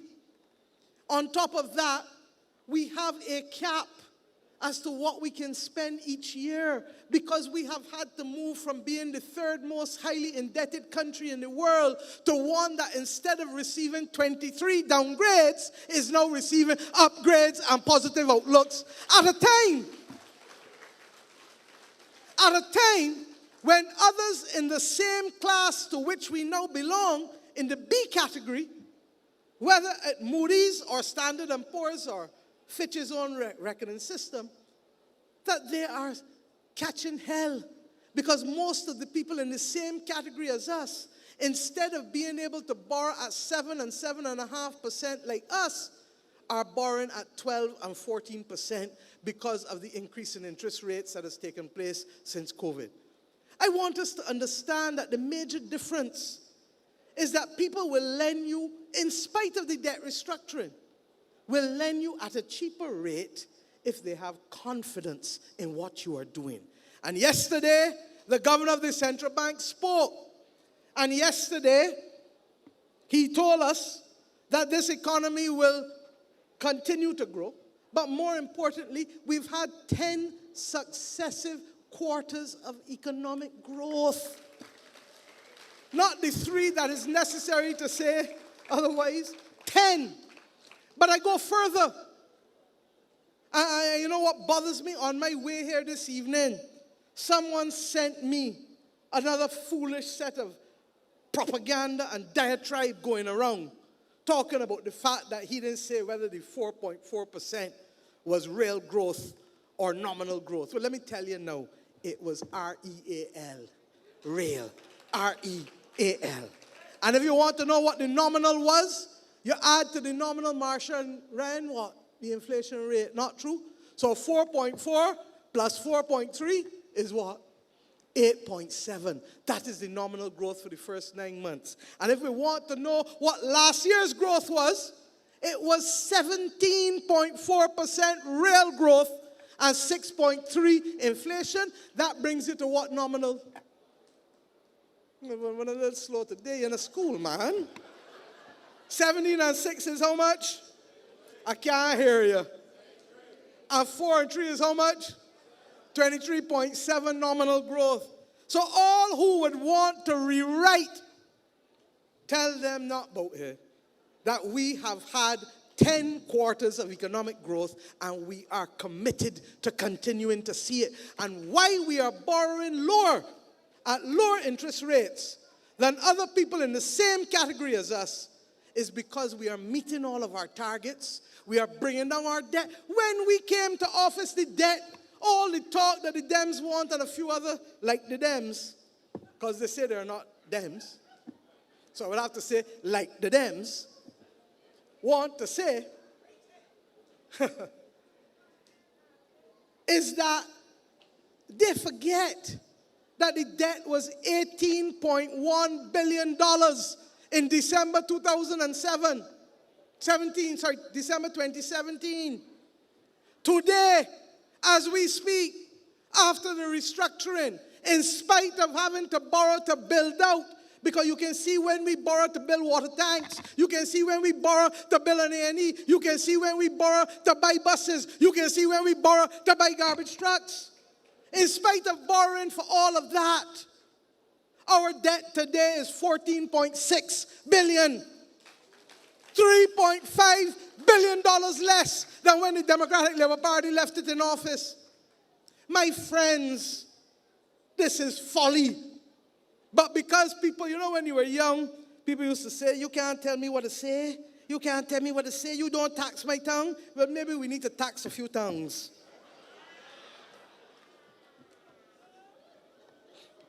Maybe we need to.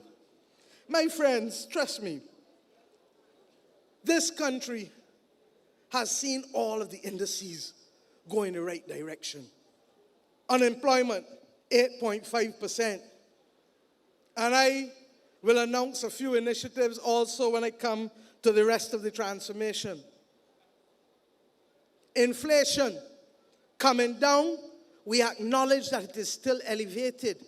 And it is elevated largely because there is a demand for services in this country. After people were home for 3 years, people now going out again. People spending again, crets going on, drinks and foods selling. People changing cars. We are watching, and the reason why we've been able to bring it down is part of the imported inflation. I ain't only blaming it, I can give it credit when it is due too. Part of the imported inflation has come down because oil prices came down from the high that it was at. But even with oil prices coming down, what do we now have? Last night, Gaza looked like a firestorm. And we sit here today not knowing what our future would be like in a few weeks' time. And it could just as easily go right back up. And that is why what is required is for us to craft our future responsibly. Because we do not know where that will be. I hope that the rhetoric and noise between Venezuela and Guyana does not turn our Caribbean into anything that is not a zone of peace, because it matters to us that this Caribbean remains a zone of peace. And we ask those parties to recognize that their actions go beyond their two countries. CARICOM has spoken, but equally, we know that Venezuela has been a good sister country to us. And we pray that therefore persons will allow maturity to attend all of their actions and conversations. I say these things because this country, the average man and woman in this country from Tree Hill, right back down to Penny Hole, right back to Black Rock, across to Haynesville, must know that what we are facing is not only of our own making, but we are also victims of an international set of circumstances. And when you see me travel, it's not because I feel as though I want to put hard wear and tear on my body. It is because Barbados has a perspective, and that our perspective must be heard. And our perspective matters. When Errol Barrow told the world that we were friends of all and satellites of none, he wasn't telling them that to stay in Bridgetown. He could have gone in Emerton Lane and said it like Gabby. He was telling the world with whom we have to interact that we need to be able to take principled pragmatism as our guide, as a small developing state, and that we need the fiscal space. That is why, and the policy space, and that is why we have crafted the Bridgetown Initiative to be able to get a better deal for small island developing states and developing countries globally. And we give thanks that the world is listening to us. We're not where we want to be, but you can get there overnight when they were suppressing you all the years. It takes time. But what we have been able to do is to start to move the needle. Nobody knew anything about debt pause clauses. If Barbados gets hit, God forbid, tomorrow by a bad hurricane, we can stop paying our debt, principal and interest for 2 years. Because it means that we can then focus on those who cannot take care of themselves. And we can give Sante the money to do the roads again that will be mashed up. And Dwight the money to do the housing that needs, particularly for those people who can't do it on their own and for whom insurance is a bridge too far because of the premiums going up and up and up. We live in a world where Californians can no longer get insurance for wildfire. We live in a world where Florida is seeing insurance companies retreat and retreat. And therefore the debt pause clauses. Barbados is the biggest issuer of debt in the entire world with debt clauses in it. And it wasn't us. I'm not trying to claim anything. Grenada and St. Kitts. But the same people that people wanted to curse the government for hiring, White Oak, is who sat with us and crafted the clauses so that if we get hit tomorrow, what does that 2 years translate to? It translates, my friends, to over $2 billion. $2 billion that we would have to spend on Bajans and Bajan infrastructure instead of spending it on debt. When my friends from Argentina asked for us to work with them to remove the surcharges, the IMF told us no at first. But I am confident now that we will see movement on the elimination or reduction of surcharges, because in a high interest environment, it is wrong. So that the Bridgetown Initiative isn't about us alone. We brought people here. We convened people. And we added to the people. Ryan added. All of them added. Avinash, everybody. The public servants, Ian Carrington, all of them. But we didn't have it on our own. And I feel proud now that those relationships can inure to the benefit of our economists in this country. Last Monday, we had a meeting with the distinguished Professor Jeffrey Sachs. And I can tell tales out of school. I don't normally do this. And we said to Professor Sachs, we want you for the next 2 years to provide support along with our brothers at the University of the West Indies to be able to make sure that Barbados government has and the central bank has the best possible economists that we can have, because we are about to go through some headwinds in this world. Marcia, you left the paper there on the economics department. Ryan has picked it back up. And when I said to Professor Sachs, would you help us? He said, with pleasure. I said, don't hit me too hard. He said, hit you hard? Ryan, what did he say? He said, no, I will not charge the people of Barbados a single cent.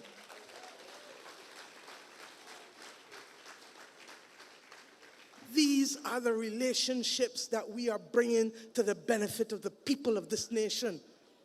And at the same time, I'm not going to go in more into the economy, because you heard the governor. Every index is going in the right direction. Unemployment is coming down.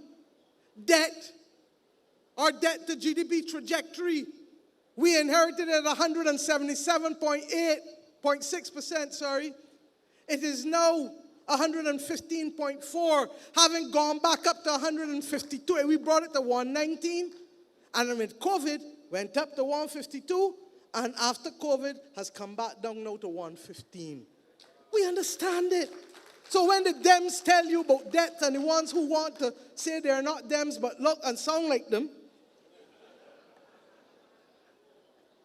tell them these are the facts. The credit in this country is being extended. If I have one concern, and I speak straight, I'm going to have to address the country in a few weeks' time on corporation taxes and a global minimum corporate tax. Because in 2021, all of the countries of the world, except for a handful, got together and agreed that corporation taxes should be increased to 15% as part of a global minimum tax for companies over a certain threshold. What is the DNA, what is the anatomy of our corporation taxes? We collected about $470 million last year.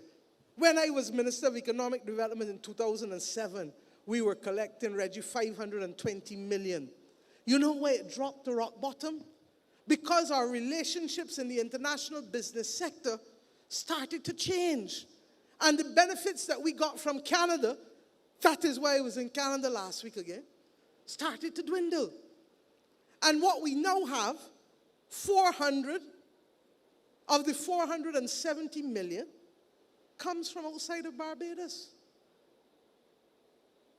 Now that can't continue just so.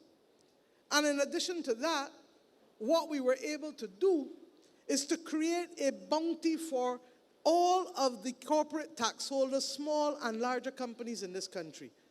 And you got it at the very time that you needed it the most during COVID. So you had some buffer there because of reduced payment of corporate taxes. We cannot guarantee that going forward because of the global circumstances. And it will mean that if we try to do things that were too risky and too flashy, we would get blacklisted again. And if we did, companies that have been with us for over 100 years, manufacturers' life, wrote its first policy in Barbados in 1894. CIBC Bank and Royal Bank of Canada are all more than 100 years in this country on this 166 square miles, and Scotiabank is near 80, if not 80. So I will simply say this. If I have a disappointment, it is that our domestic corporate taxpayers have preferred to keep their money more in the banks, and may well have to do with COVID coming in and people believing that now is not the time to invest. But if we don't invest, we cannot grow and keep growing. And therefore, I will speak to the country in fuller times on that. With respect to the other aspects of transformation, housing is on its way. I would be lying to you if I didn't tell you that I was disappointed with the pace.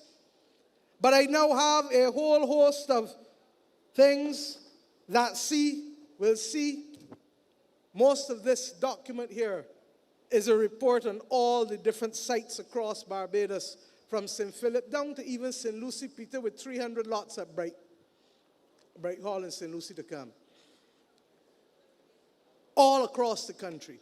But our problem, if I'm to speak very frankly with you, has been that we have gotten accustomed to doing things almost in an artisanal and small way. But the country needs now to move to industrial scale. And to move to industrial scale means different personnel, newer personnel who understand how to do things on an industrial scale basis. But it also means different systems. And the truth is, Dwight, it has taken us longer, but I think we are almost at that point where we will have the capacity to see the throughput of houses move from hundreds to the 2,000 that I want by the end of next year or the middle of the year after. And I don't feel any way, because what I'm changing and what Dwight is changing is, and William, is decades of doing things in small doses. And you can't bring about industrial scale by small steps or small actions. So that I hope that we will be able to see a major change. But we have also been victims of the supply chain disruption. And we have also been victims, and I'm sure you'll hear about it more in the future, as Jerome will tell you, of the lack of transit visas for those who wanted to help us from outside for almost 11 months. Could not get to Barbados. We ourselves had the same problem when we wanted to bring in the nurses. And Ian, you were Minister of Health at the time. And what we did was to ensure that we chartered a plane to bring the nurses from Ghana, because the United Kingdom and the United States of America and the European countries would not give them transit visas to get to Barbados from those countries. And that's why we have had to manage all these things. You could talk a hymn a ton. If the people ain't letting them come through the country, you can't get them through. And that's why I say that we must correct the historical wrongs that leave us without a direct link to Africa from whence we came. You can't be the victim of who allows people to pass through their countries to come and see you. But that's like you living next door to somebody, Jennifer, and the body telling you that Liz can't come and see you because Liz can't pass through their land to get to you. We will make a noise. But making a noise can't really help. What you have to do is to build a bridge and to get them there. So I have every confidence that, and let me say, when I talk about poverty of the human condition, we cannot change it in this country without bringing about that silent housing revolution that we are committed to bringing about. And this government will move and press ahead on all types of housing to make sure that Bajans of every level can get access to it. And let me deal, as I dealt with at Foundation the other night. The last government gave away the houses in the National Housing Corporation to tenants who served 20 years or more. But they did it as a promise, as something out of the mouth, and could not deliver for the most part, because what you were dealing with was properties that were hodge by podge and people all over one another, and this one add on and that one add on. And we all know that title, Sir Richard, has to be clean. You can't convey title that is not clean. And that is why successive governments since that announcement have had to take time. A few in Haynesville and one or two other places have gotten, but the majority have not gotten because of the lack of clean title, which we're trying to resolve. And because in some instances from Belle Plaine and a few other of the old housing estates, the absence of a ring beam to be able to deliver for them. So my friends, I expect to see progress in that. And then there has to be a transformation of doing business.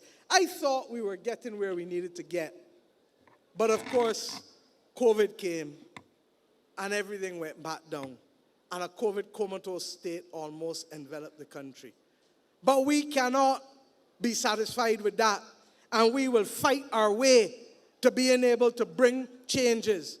Cabinet expects to receive within a week a paper for the establishment of an entity called Business Barbados that will take the registry, the Corporate Affairs Registry, with the exception of intellectual property, subject to Cabinet's approval, and put it into an independent entity that will also supplement it with business facilitators, because drunk or sober, if we don't do this, nobody is going to give us a lunch or dinner or breakfast. This is the only way we are going to earn our way through this world.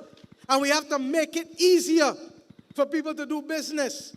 I am awaiting a meeting between the Attorney General and Lisa, the Minister, with the entity that was digitizing corporate affairs, and to remove the problems that they have encountered, because we have not seen the finish line as we expected to do from that initiative.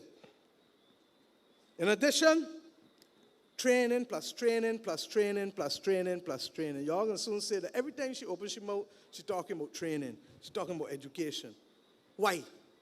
Because without that, we are going nowhere. And the bottom line is that this government introduced not only the traditional types of training with Construction Gateway, and we've had 4 cohorts go through, because we know if we don't do it, people are going to say there's a shortage of labor. We may still end up with a shortage of skills, but it must be after we have created opportunities for every Bajan who can be trained to work in the jobs that they need to work in the construction sector. But beyond that, we've also gone to being able to look now at the whole question of how do we create global citizens with Bajan roots. We started with 140 persons to do cybersecurity training. 120 finished the 4-month course. My friends, each of those 120 people are now earning 5,000 Barbados dollars a month after 4 months of training. That's all you're going to clap for that? Tell me who else can give $5,000 after 4 months of training unless you're doing something illegal. Let me get real. And I thank our partners in Canada, and they came back to us. And today I announce that we will be training through the Student Revolving Loan Fund again with you. Another 2,000 Barbadians in the area of artificial intelligence and keying in. It is entry-level jobs. And those persons will start at a salary of $2,500 once they finish their 2 months of training. What is the news? That we don't stop at that 2,000 or that 120. We can train another 10,000 Barbadians in the next 18 months and even more. So it depends on how many of you, how many of your children, how many of your nephews, how many of your nieces, how many of you believe that you can come and take the training in this course and then be able to earn from outside and to be able to make sure that you can support your families. That is a government that is intent on bringing unemployment down to its lowest possible level in this country. And that is what global citizens with Bajan roots means. In addition, we haven't stopped there. Our reform extends to our Constitution. The Constitutional Reform Commission has been meeting here and outside. The Parliamentary Reform Commission with Sir Richard and others, Liz, has been meeting here and outside. The Thorne Commission was literally awaiting the conclusion of the Parliamentary Reform Commission, and we hope that we can implement the People's Assemblies in the near future. We hope that we can also see, as I said, the other select committees in Parliament allowing other people other than parliamentarians to have a say in the running of the business of this country. There has been no government with 20 seats, 21 seats, or 30 seats that has done more to create opportunities for Barbadians to have a say in this country than this government. None. Indeed, you can say that there's now a traffic jam of consultations. Because you don't know, some nights you're going from one to the next night to the next. You had physical development plan, you had educational transformation, you had parliamentary reform, you had all of the disabled community. You had all of these things contending to hear Barbadians, the constitutional reform, all of them. And it is deliberate because we are not frightened for the people we govern. Indeed, we want to hear you. And that's why I say when people march, I have no difficulty with it. But what you must do is not be afraid to put things in a constructive way on the table. It is when people seek to bring down institutions that we have a problem with them in this nation. My friends, all of this, while being in an IMF program. But we are not blind. And we know that the productive sectors have also started to rebound and give us the uplift. Ian, tourism, 18.7% growth in the first 9 months of this year. We are not back to pre-2019 levels, or 2019 levels, I should say, in every market.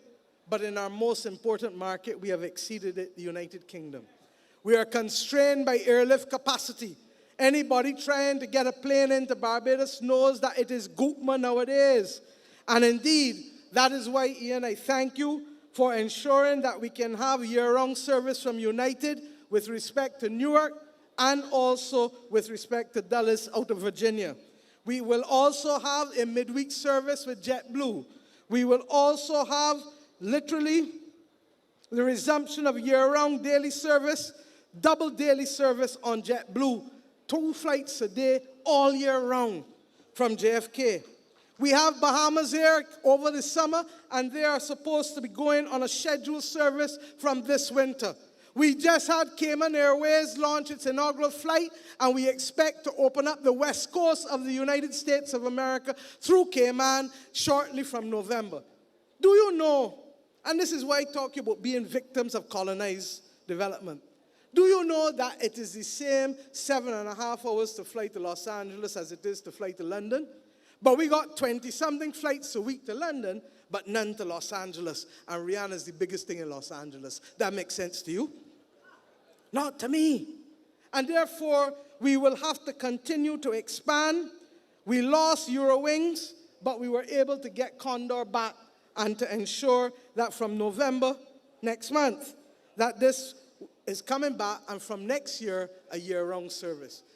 Part of the difficulty, and we are in serious discussions with Caribbean Airlines in terms of making Barbados a hub again, as well as we have Inter-Caribbean that has chosen to hub in Barbados, and we have expanded agreements with Air Antilles. My friends, this is not by accident. This is because we have made the commitment to go out there and find the airlift capacity. Because as much as you want to, you can't do a Star Trek and beam me up and get to Barbados and spend your holiday. In addition, we are also seeing our export sector grow. And I want to thank the Export Barbados and Davidson yourself for ensuring that Export Barbados continues to see. The truth is, we are seeing increased exports but reduced players, and that's not good. And therefore, we need to expand the number of players and not just expand the volume of exports. And I believe that it is within our reach so to do. In agriculture, we have seen, and I thank Indar with working with the central bank and making sure that we start to measure what we're growing. Well, what kind of statistical services measure what we don't grow? And measure what we don't produce in manufacturing. And that is why we've had to go back now and restructure and rebase a lot of these statistical indices. My friends, this is a government that is seeking to craft your future responsibly and keeping its foot on the pedal. Kerry will tell you, as the senior minister for the productive sectors, that we will only be able to survive in this country based on what we reap, based on what we fish, based on what we grow, based on how we earn, which we need to learn to earn. And if we do those things, we will still have difficulties in this international environment, but we can get through them. But I am not so foolish as to believe that the mission to transformation is all that it is about. Because if we can't coalesce the whole of Barbados or the majority of Barbados behind us, then we will not be as successful in those missions as we might otherwise be. And what has happened, therefore, is that there are some day-to-day irritants that are creeping back into our landscape. That the cabinet and government of Barbados is adamant to wrestle to the ground. We know what it is to have done it before, and we shall do it again. And we want you to know that we hear you. When we do the Parish Speaks, it's not pro forma. We hear you. We hear you in St. Andrew and St. Lucie and St. Joseph about public transport. And we've started to respond, but we also know that at the same time, it is going to take time. And we've bought buses, but we've also using the deployment of those with the TAP program and the other programs to be able to reach a lot of the areas. We hear you with the garbage collection. And that has only become a problem in recent weeks again. And I'm deeply concerned because we went through a period where we wrestled it to the ground. And we must wrestle it to the ground again. And how? I look forward to the SSA receiving 7 new trucks, and we will probably make it possible for them, not probably, we will make it possible for them to get another 4 before the end of the fiscal year, so that 11 new trucks will come this fiscal year. But then we will keep replacing on a rolling stock basis, because you can't change out all at once, and you can't replace all at once.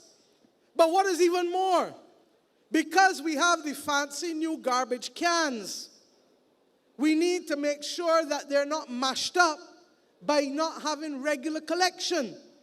And in addition, we need to make sure that we can put systems in place for the sanitation workers on the trucks and in the offices to benefit from productivity bonuses to be able to ensure that the job is done in the shortest possible time. I have asked the senior minister in charge of social sectors and environment, Jerome Walcott, to meet with Minister Ford and to meet with the chairman of the SSA and to make them know that it is the policy directive of this government to negotiate a performance bonus specifically for the sanitation workers that will allow us to be able to improve the quality of collection across the board while ensuring that workers on the trucks and in the offices also benefit from the same. I'm aware of those who feel the pain at the QEH. And it is mainly in the accident and emergency department. This is not easy because we have expanded already the space that was available. And thank God that we did, because could you imagine managing COVID in the old casualty without the ability to do physical distancing? But that expansion which was finished is not the end all. And in the budget this year, I indicated and provided additional funds for the continued work of expansion at A&E, and I expect that when that is finished, It will virtually double what we have now, and it will ensure the ability to have greater room rather than reports of people being kept in corridors, etc. Additional stat rooms, additional equipment across the board. But I know that it is not only equipment, it's systems. It's systems. And I have asked the senior minister, and we have agreed, that in addition to systems and communication, that we spread out the mission. I want to thank Dr. Cruikshank for the work that she is doing to deconstruct and reconstruct the systems in the accident and emergency. It is not going to happen overnight, but it must happen. And for us, I don't know about you, for us, this is one of the most important things that we shall do as a government, because life and death rests in that building. And life and death is precious and belonging to the Almighty. And to that extent, where we must interface, we must ensure that the best can be done. I am satisfied that we have good people, but good people with archaic systems and even new facilities will not work. I am happy that 2 weeks ago, Jerome, you have indicated that the doctors have started a 9 to 9 shift that is taking phone calls, 2 doctors that takes phone calls to be able to assess what is urgent and what is not urgent with respect to those coming to accident and emergency. And I have every confidence that with the continued expansion, I haven't gone into the full health expansion, but we are looking at expanding the Queen Elizabeth Hospital, and Jerome will speak to the public about that in the near future. But with that, along with the changed systems, we hopefully will be able to bring that out of the box of being something that all of us have angst about in this country. I spoke about the water already and the transport already. And I believe that we have heard you, and we shall respond to continue to treat to these things as mission critical to make a difference in the lives of Bajans in every community and every corner of this country. That is why, in addition to the big, long highways and main byways, we have committed to starting the small roads in the tenantries where people live and where the traffic count may not normally have called MTW to say that those roads should be fixed. Well, we have started the process of doing the sand sealing in those small roads too, because you are people too, and you must not come out with 2 plastic bags as you have been doing for decades in order to keep one pair of shoes in one and another pair of clothes in another in case you get wet or you fall down in the mud. In addition, and this is my pet peeve, cleanliness is next to godliness. I want Barbadians, I swear, to accept the responsibility of keeping this country clean and of taking every blade of grass every time it emerges. And if, just like you all say, the boss always talking about many hands make light work. Well, remember now another one, cleanliness is next to godliness. And let us all play our part in keeping this country clean and beautiful. On cost of living, I hear a lot, you know. We capped the VAT. Bonnie, you all right? Hey, coming soon. Hey, coming soon. We capped the VAT on fuel in this country to the equivalent of $80 a barrel. You're making me feel real fit now.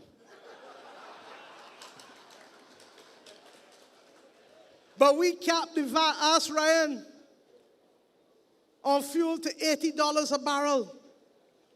We have not removed the cap.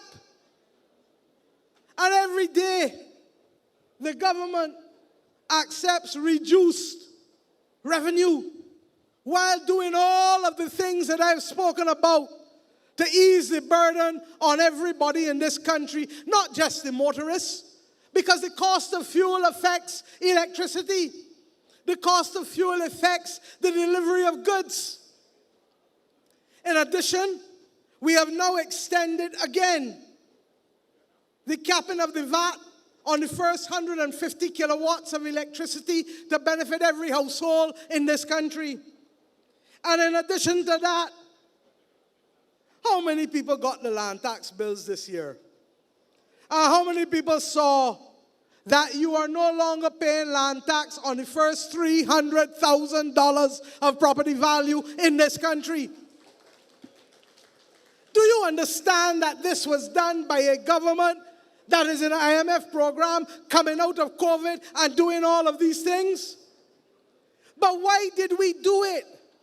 Because we understand that whether you are landowners or whether you are receiving the reverse tax credit or whether you are electricity payers, that you need a little extra cash in your pocket to be able to meet the inflation that wasn't started in Barbados but was imported into Barbados from across the world. And we accept that it isn't only here that had problems with vegetables being affected by the climate. It's also overseas. And that's why some of the vegetables cost is coming in at too high a price. So that all of the things that we are doing are to put money in your pocket. In the last 2 weeks, Indar and I met with the poultry industry. And I didn't bother to wait for the Commerce Department. I went round myself. Some of you may have seen me in Supercenter Massy. That's what I call it, the day. And one or two other supermarkets, popular. You see, you hear about it 2 Sundays ago. And the ones that I couldn't reach to, I got Sergeant Woodruff, my close protection officer, when he was coming down to meet me to go and check some in the north. And we got and checked some in the south. So I didn't rely on no hearsay. I got the pictures in here, the pictures of all the prices, everything. I know the ones that was trying to charge $19.90 a kilogram, and I know the ones that was charging $11.99 a kilogram for chicken, whole chicken. Because I live in this country too, and I eat chicken too, like most Bajans. And I know how families use chicken to stretch and do a gravy. So one day it might be whole, and next day it might be parts, and next day it might be gravy, flavored. I like. That's our country. According to Gabby, that is we culture. This government, when we realized how difficult it was to keep the compact, we did it, Kerry and Lisa, 2 straight 6-month periods. But we determined that there were a few things that we have to go back for. And poultry is one of them. Because Bajans, they say, probably eat the most chicken per capita in the world. Trinidadians will contend otherwise, but we will probably win. When we realized what was happening late last year, early this year, we encouraged the establishment of an additional feed mill in this country. And in fact, it has now become 2 new feed mills that will become available to produce animal feed in Barbados. You remember the days when we had 2, Barbados Feeds and Roberts? You remember? Then we went to 1. We have heard the complaints also about the fact that the increased heat and indeed the feed crumbling into almost flour-like substance has led to a diminution in the volume of chickens being raised in this country. But I feel like I could raise chickens now after all the consultations. Do you know that in May 2022, the world market prices of corn were 38% higher than it is today? And the world market prices for soya is 25% higher than it is today. But the price of feed has only come down by 5%. Now, I don't expect it to come down the full amount because there may be other increases that they're carrying. But a 5% reduction is not enough, especially with the problems related to the quality.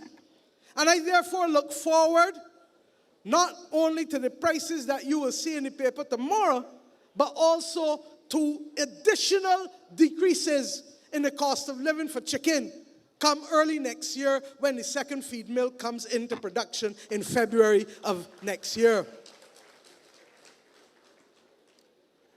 The truth is that we were very aggressive in our negotiations. And I am not going to hide my mouth on that. But we have an industry that has jobs and that protects families. But we have a population that must eat and eat properly. And therefore, we were intent on making sure that the average Barbadian can get a 1.5 kilogram chicken, which is just under 4 pounds, for under $20. There are now a number of places that will deliver that for the people of Barbados, all things being equal with the price of oil and the other inputs. And I expect that, as I said, there will be a further reduction come February when the price of feed can drop even further to be able to support it in this country. The lowest is still at the supermarket, and all of these major suppliers and these small farmers, as represented by the Barbados Egg and Poultry Association, as well as Barbados Agricultural Society, have all agreed. And not me, 'cause I tell them, don't let me be the one announcing it on the platform. They will have a full-page ad in tomorrow's paper showing you the prices at the outlets, telling you at what price you can get whole chicken with giblets for, to ensure that you pay a price at a number of supermarkets and even less at the outlets, and even less with the small farmers that you know who are not going through no middleman, in order to be able to make chicken affordable to the people of this country again. If you want 2 kilograms, which is 4.4 pounds, you must be able to get that for under $25. If you want 1.5, you must be able to get that for under $20. That is what this government has worked with people to achieve. I want to also say that we are encouraging a number of farmers to establish the farmers' markets. And regrettably, you see all this rain that we have been having, it has affected us. And what we wanted to achieve with respect to crops may not be capable of being achieved until early next year, to be able to ensure that in the south, up St. Philip's side, in the center, and in the north, there should be at least 3 farmers' markets separate, to allow Bajans to be able to buy vegetables and buy ground provisions at a price that makes sense to them and their families and their pockets in this country. My friends, we cannot protect you from everything, but we will do our best to do so. I want to say to you as I begin to wrap up, this is the only way we will get the best for Barbados. There are those who want to miniaturize our country. There are those who were intent on devaluation in government and now are intent in devaluation in opposition. It is no accident that their name starts with the same letter as devaluation.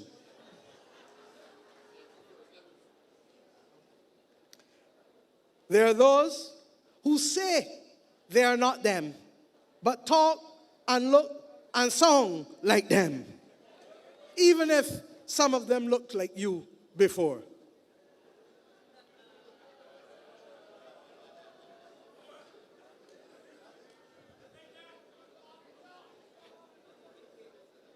But I want to say to them,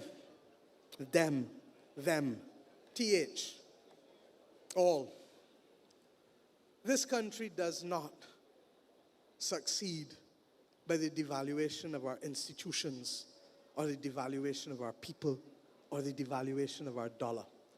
And when you seek to weaponize and to make everything a big scandal without the evidence,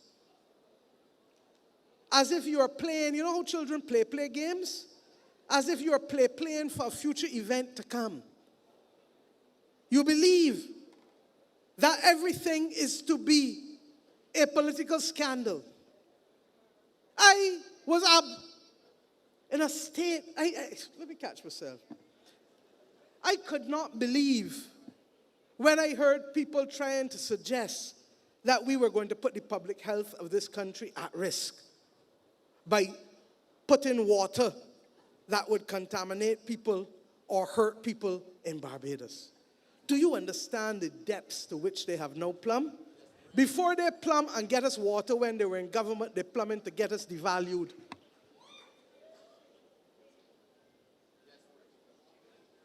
I am not going to repeat the signs that adorned the political platform at the top of Baxter's Road last Sunday night, with a word well used by our primary school children as they go to the bathroom, starting with J.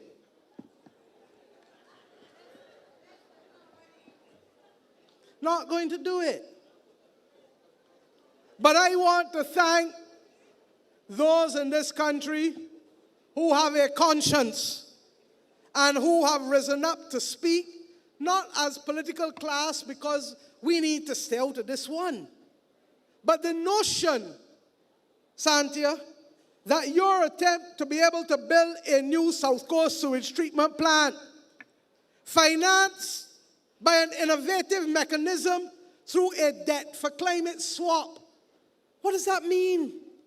That instead of having to pay an extra $1 to build the plant, that we will repurchase our debt, issue it at a lower cost, and the interest savings over 15 years will be what will finance the construction of the new South Coast sewage treatment plant. Do you remember all of the advisories that we came into government on?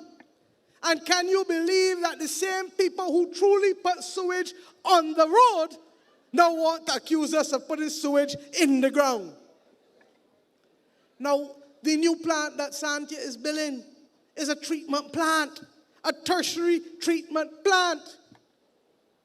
And we have enough people in this government, from Jerome Walker to Liz Thompson to all of the others who were associated with the construction of the first treatment plant, and Billy Miller with Bridgetown, that would know that we could never do anything to harm the public health of this country.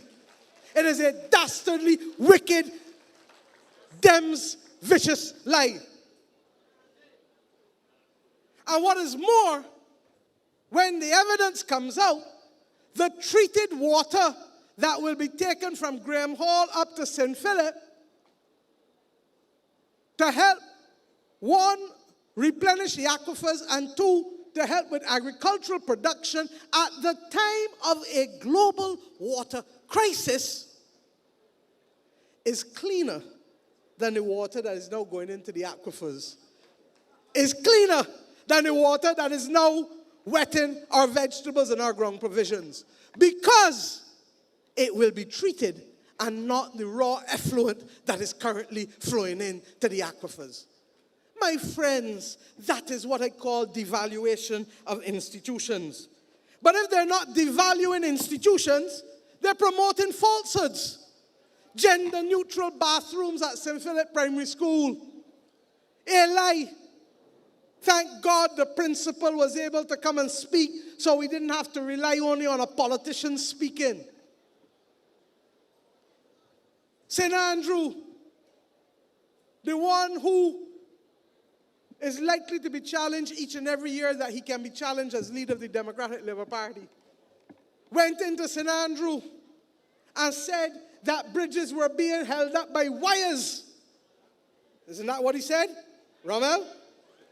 And when you check it, it was the utilities cables that he was seeing. He didn't even know the difference between a utility cable and the props to hold up a bridge. But no wonder he can't hold up the Democratic Labour Party today.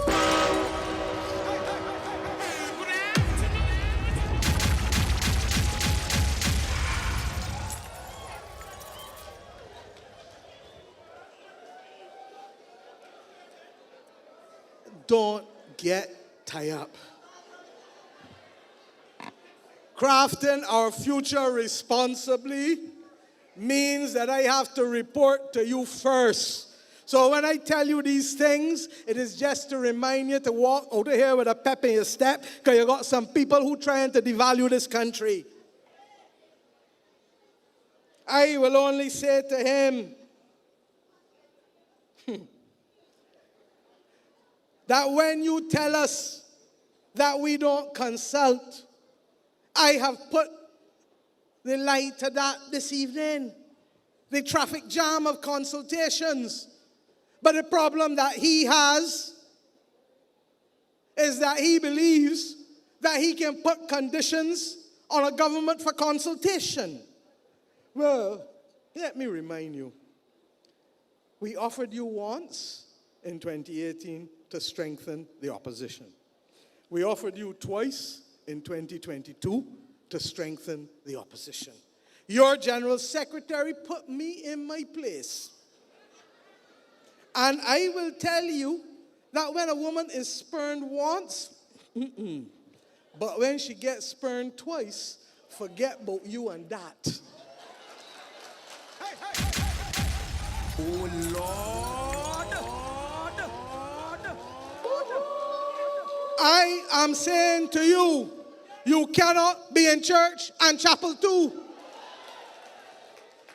And when given the opportunity to be able to do two things in the first meeting of Parliament of this country, to be able to create a space and a place for the opposition in the Senate, and to be able to allow, where is he?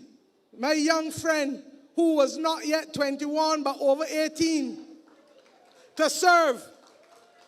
The voices of the Democratic Labour Party went down into the deep bowels of the earth and refused to cooperate, but will now say you will only cooperate if you get money. Money to do what? To do what? The last time I heard, coming up to annual conference, they had to call the police in at George Street for people carrying away stuff. You want to carry that money too? Oh Lord.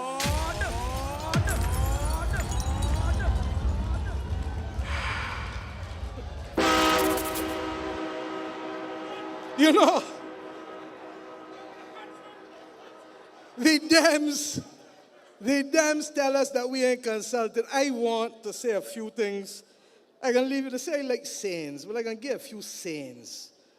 You know, the Bible tells us, do not worry about the mote in your sister's eye. Worry about the beam in yours. You could change it to do not worry in the New International Version. It is sawdust in my eyes, in your sister's eyes. Worry about the plank in yours. I say simply, Ronnie, that when you tell us about consultation, you really are looking into a mirror. And you felt that everything you say about us, you must say by looking into the mirror, because the only thing you know about Errol Barr is the mirror image speech. So when you look into the mirror and see yourself, and see you not consulting, you want to allege that that is our. And project, thank you, Kurt, project that that is our behavior. But it is your own. And we know, because we, like you, get the pieces that went all about the country when you thought it was in St. Andrew, when you blister blinded your membership and told them to know their place. And if they talk out of line, you will not be dealing with them. And if we thought that that was a one-off, you only had to listen to Ainsley Ben on Brass Tacks here the other day, who then told you that he could not even find a way of inviting Caswell without being knocked down by Ronnie. I want Ronnie to know that not even Frondel's DLP was as Hitlerite in his policies as that. The truth is that Frondel allowed them to talk. The only problem is that he was always sleeping and didn't listen.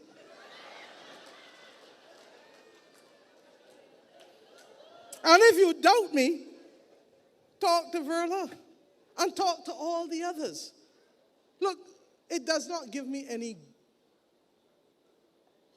glee that the Democratic Labour Party is continuing to devalue itself along with the institutions of this country. There comes a time, and Corey Lane will tell you this, when Corey Lane was first interested in public life, about 10 years ago, I told Corey what? Go and get yourself ready.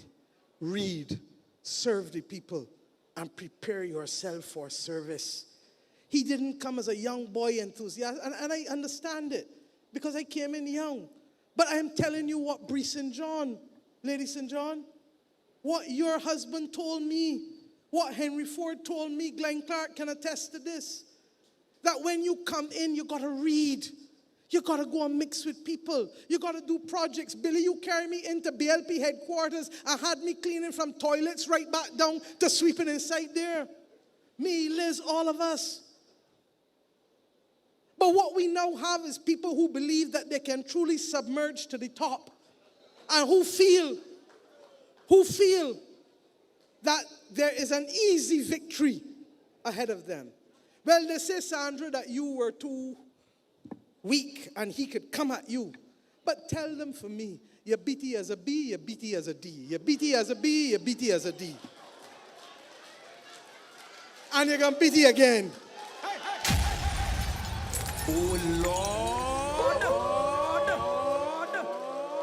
I don't mind Kimar. If there's one body who I will forgive among the whole bunch, is Kimar. I'm sorry that he left the Labour Party, because the truth is he needs tutelage, and he's getting none in the Democratic Labour Party, as is evident by his wild allegations, speech after speech after speech. But what he has is passion. And Santi, I will leave you to deal with Kimar for me. And as for Caswell, if Ronnie is to be told about the beam in his eyes, then Caswell is the man who has the mote in his eyes, Caswell is the man who you can say is the do as I say, not as I do. Because Caswell will tell you, stay home. Don't come to work. Sick out. But he go along with Snow. He go along with Snow to the Employment Rights Tribunal to earn a piece of change. So you lose a day's pay, and he earning, and laughing, and laughing. And if you know Caswell, you know that he will say everything, and then come out, you like me? You like me? You like me? Well, we don't have the luxury with bombs falling in the Gaza Strip for somebody telling me, you like me? You like me? You like me? I will say to all of them, pick your battles. And there are things that you will say that will add value to this country. But you are now in danger of that old fable being applicable to you. If you continue at this rate, when you truly have something worthwhile to say, nobody will be listening to you. Even the smallest of our children in our primary schools know that you should not cry wolf, because when you truly need to be heard, you will not be heard. My friends, do not, however, believe that oppositions win governments. Governments lose governments. And that is why Reggie's speech last night was so appropriate. I am speaking to every member, not just the MPs. Speak to them too. But I'm speaking to the membership. This party has regaled and has spent decades with its members not wanting to come up front. Happy to have Billy and Johnny and Louis and Tom and everybody up front, and Owen and Reggie and Liz and myself and everybody up front, and now Kirk and Santia and Kerry and Davidson and Ryan and Charles up front, and Eddie. This is a partnership. The membership of this party is as important as those who represent people in this country. And I say simply to you, I do no better than to quote the recipient of the Grantley Adams Award again. If you are not adding value each and every day, you are effectively subtracting because it is benign neglect. If I have the same $100 in my pocket today that I had 10 years ago, it cannot buy the same thing that it did 10 years ago. All of us know that. If we have a house and we don't make sure that we paint it, especially if it is board, the weather will weather the board, and then it starts to rot. Then you got to change a board here and a board there, and next thing you know, changing a whole siding. This party must be maintained by all. This party must be propped up and supported and promoted by all. And these representatives who we have need your support, because many hands make, and that includes those of us in this party. And to the members, we must continue to stay in touch. Return calls. As I said the other night, I still returning birthday messages from the 1st of October. I'm still doing it. Because if you're going to take time to write me, I can't always guarantee it, but I'm going to try my level best. And if I can't do it myself, I'm going to ask from Ashanta to Roy to whoever to help me. And each of us must have support systems to allow us to do it. Because if you don't know what the people calling you for, you might be surprised what you hear when you get back to them. When we went to State House in January, February of 2022 after the election, I asked then that we have 2 consultations a year. I didn't make no noise last year because people would have said it just come out of an election, out of 3 years of COVID, bam, bam, bam. I want you to know that I am going to ask the next National Council to keep a clear record of the consultations that members of Parliament will have with their constituencies, and that it must not only, some are doing it, but not all. Trust me. Trust me. And I am not going to agree that we wait until the end of a term to find out that some people have dropped the ball in terms of that engagement. All of us will fall at some time. But it is for the rest of us to lift each other up and tell them, get up. Now is not the place for you to be doing that. The parish speaks represents one. Your individual consultation will represent the second one. And I thank those of you who have engaged in the membership drive, such that the party has over 1,000 new members to induct before the end of the year. And there are some, like Adrian Ford, who have excelled. Thank you. In joining members. And young members in particular. So my friends, I have not come here to paint a rosy picture. I've come here to speak truth and to reflect, and for us to remember purpose and mission, solidarity and justice. To remember what is our mission, to remember how we are going to get it, why we are doing it. And more than ever, as I said at the beginning of this speech, we are aware that we must succeed. And I have every confidence that we will. If this party could achieve the record that we have achieved in the last 5 years, when no one would have given us a chance to save the dollar, when no one would have believed that we could fight COVID with the limited resources that we had. And if we could do that while still giving public servants 2 wage increases in 5 years, when the last side didn't give them only 1 in 10 years. Give them 1 in 10 years. If we can introduce a minimum wage in deep, dark times, if we can do the things to be able to still make sure that basic services can be done, and where we see them falling, including, I forgot to add, late payment of public servants and late payment of bills. I am dealing with that myself.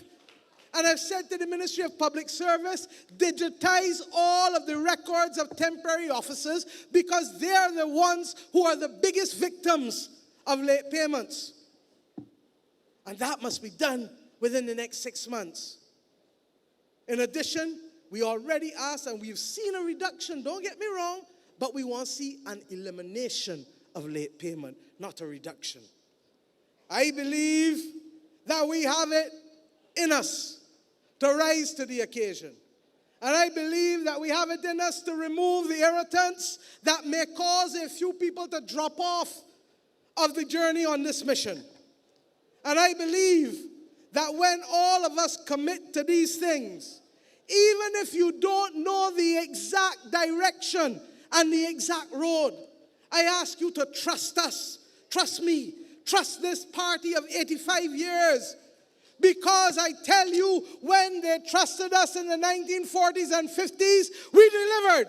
And when they trusted us in the 1970s and 80s, we delivered. And when they trusted us in the 1990s and 2000, we delivered. And when they trusted us in the first 5 years of this government, we delivered to the people of this country. Today I commit to you and I say that even with the greatest turmoil, and even as the world faces the prospect of war, and even as we face cost of living increases, we shall craft the future of this country, craft your future responsibly as firm craftsmen of our faith.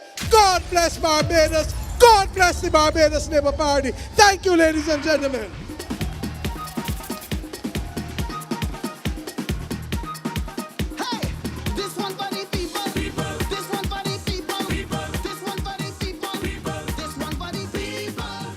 Ladies and gentlemen, TC, the People's Queen. Ready to start the party now. Let's do this. Ready to start the party now. Everybody, chanting, come on. You know that we should never, ever, ever take life for granted. I want to see some hands in the air. My fans have me back. My crew have me back. Hey, hey. It's like one of them old-time songs with an old-time jam that makes you feel alive when you're feeling down. It's a love potion, like medication. Hey, cause when life hits you like a ton of bricks, you'll appreciate all the little things in life that really matter now. You will learn to appreciate all the advice from your friends that you never wanted. If it's one thing I learned, never take life for granted. Granted, especially when we jam it. Yeah, never take life for granted. Granted, especially when we wind it. I want you to find your brethren right now and hold on, hold on.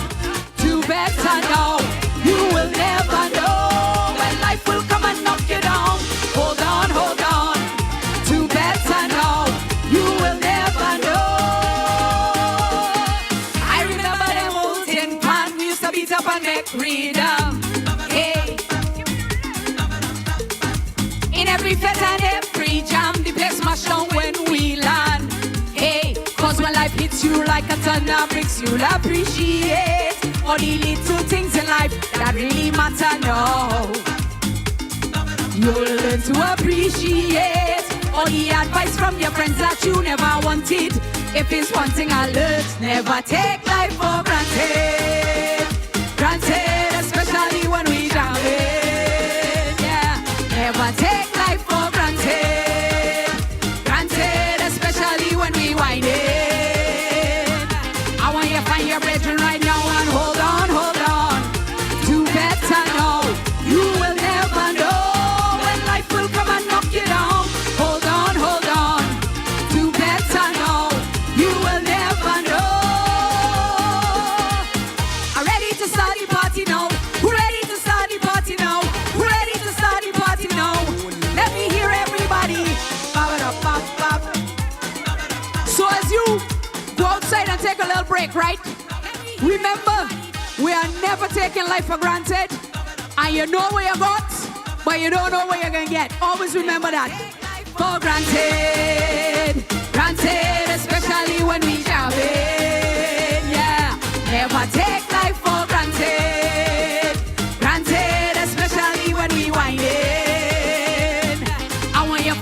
encouraging right now and hold on, hold on. Too better know, you will never know when life will come and knock you down. Hold on, hold on. Too better know, you will never know. Thank you.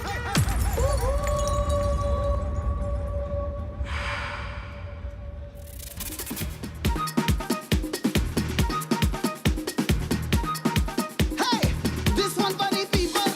This one for the people. This one for the people. This one for the people. This one for the people. This one for the people. This one for the people. This one for the people. 'Cause we got to fight for we country. Fight for we country. Fight for we country. Fight for we country. What we need to come together. What we need to come together. 'Cause we got to fight for we country. Fight for we country. Fight for we country. Fight for we country. This country is yours. This country is mine. I know it's the time for we to stand. Far too long, taking we for granted, but we will survive. I know we can. We need the country back where it belongs. Let's give back the hope to everyone. It's time to rise up. Everybody know. If you know we can, time to show them how. Let me go. Barbados, Barbados. We're gonna make it. I know we can. We're gonna make it. Standing as one. Yeah. Let me come together. Auntie, uncle, sister, and brother. Say, go have a cut the right one for them. Make the right move, try help one another. Let me step on this. Say, what is the week of the keep strong again, climb back up the ladder. Take it from Edwin and Nate to Ramsey and Dada. This one for the people. This one for the people. This one for the people. This one for the people. This one for the people. This one for the people. This one for the people. This one for the people. 'Cause we got to fight for we country. Fight for we country. All right, people. We country. I just want to make a brief announcement. I know we've had a riveting speech from our leader. I just want you to know that the karaoke session continues right here, starting around 8 o'clock. So please do not go away. We are here to have some fun and enjoy this, our 84th annual conference. So karaoke finals right here tonight. Thank you.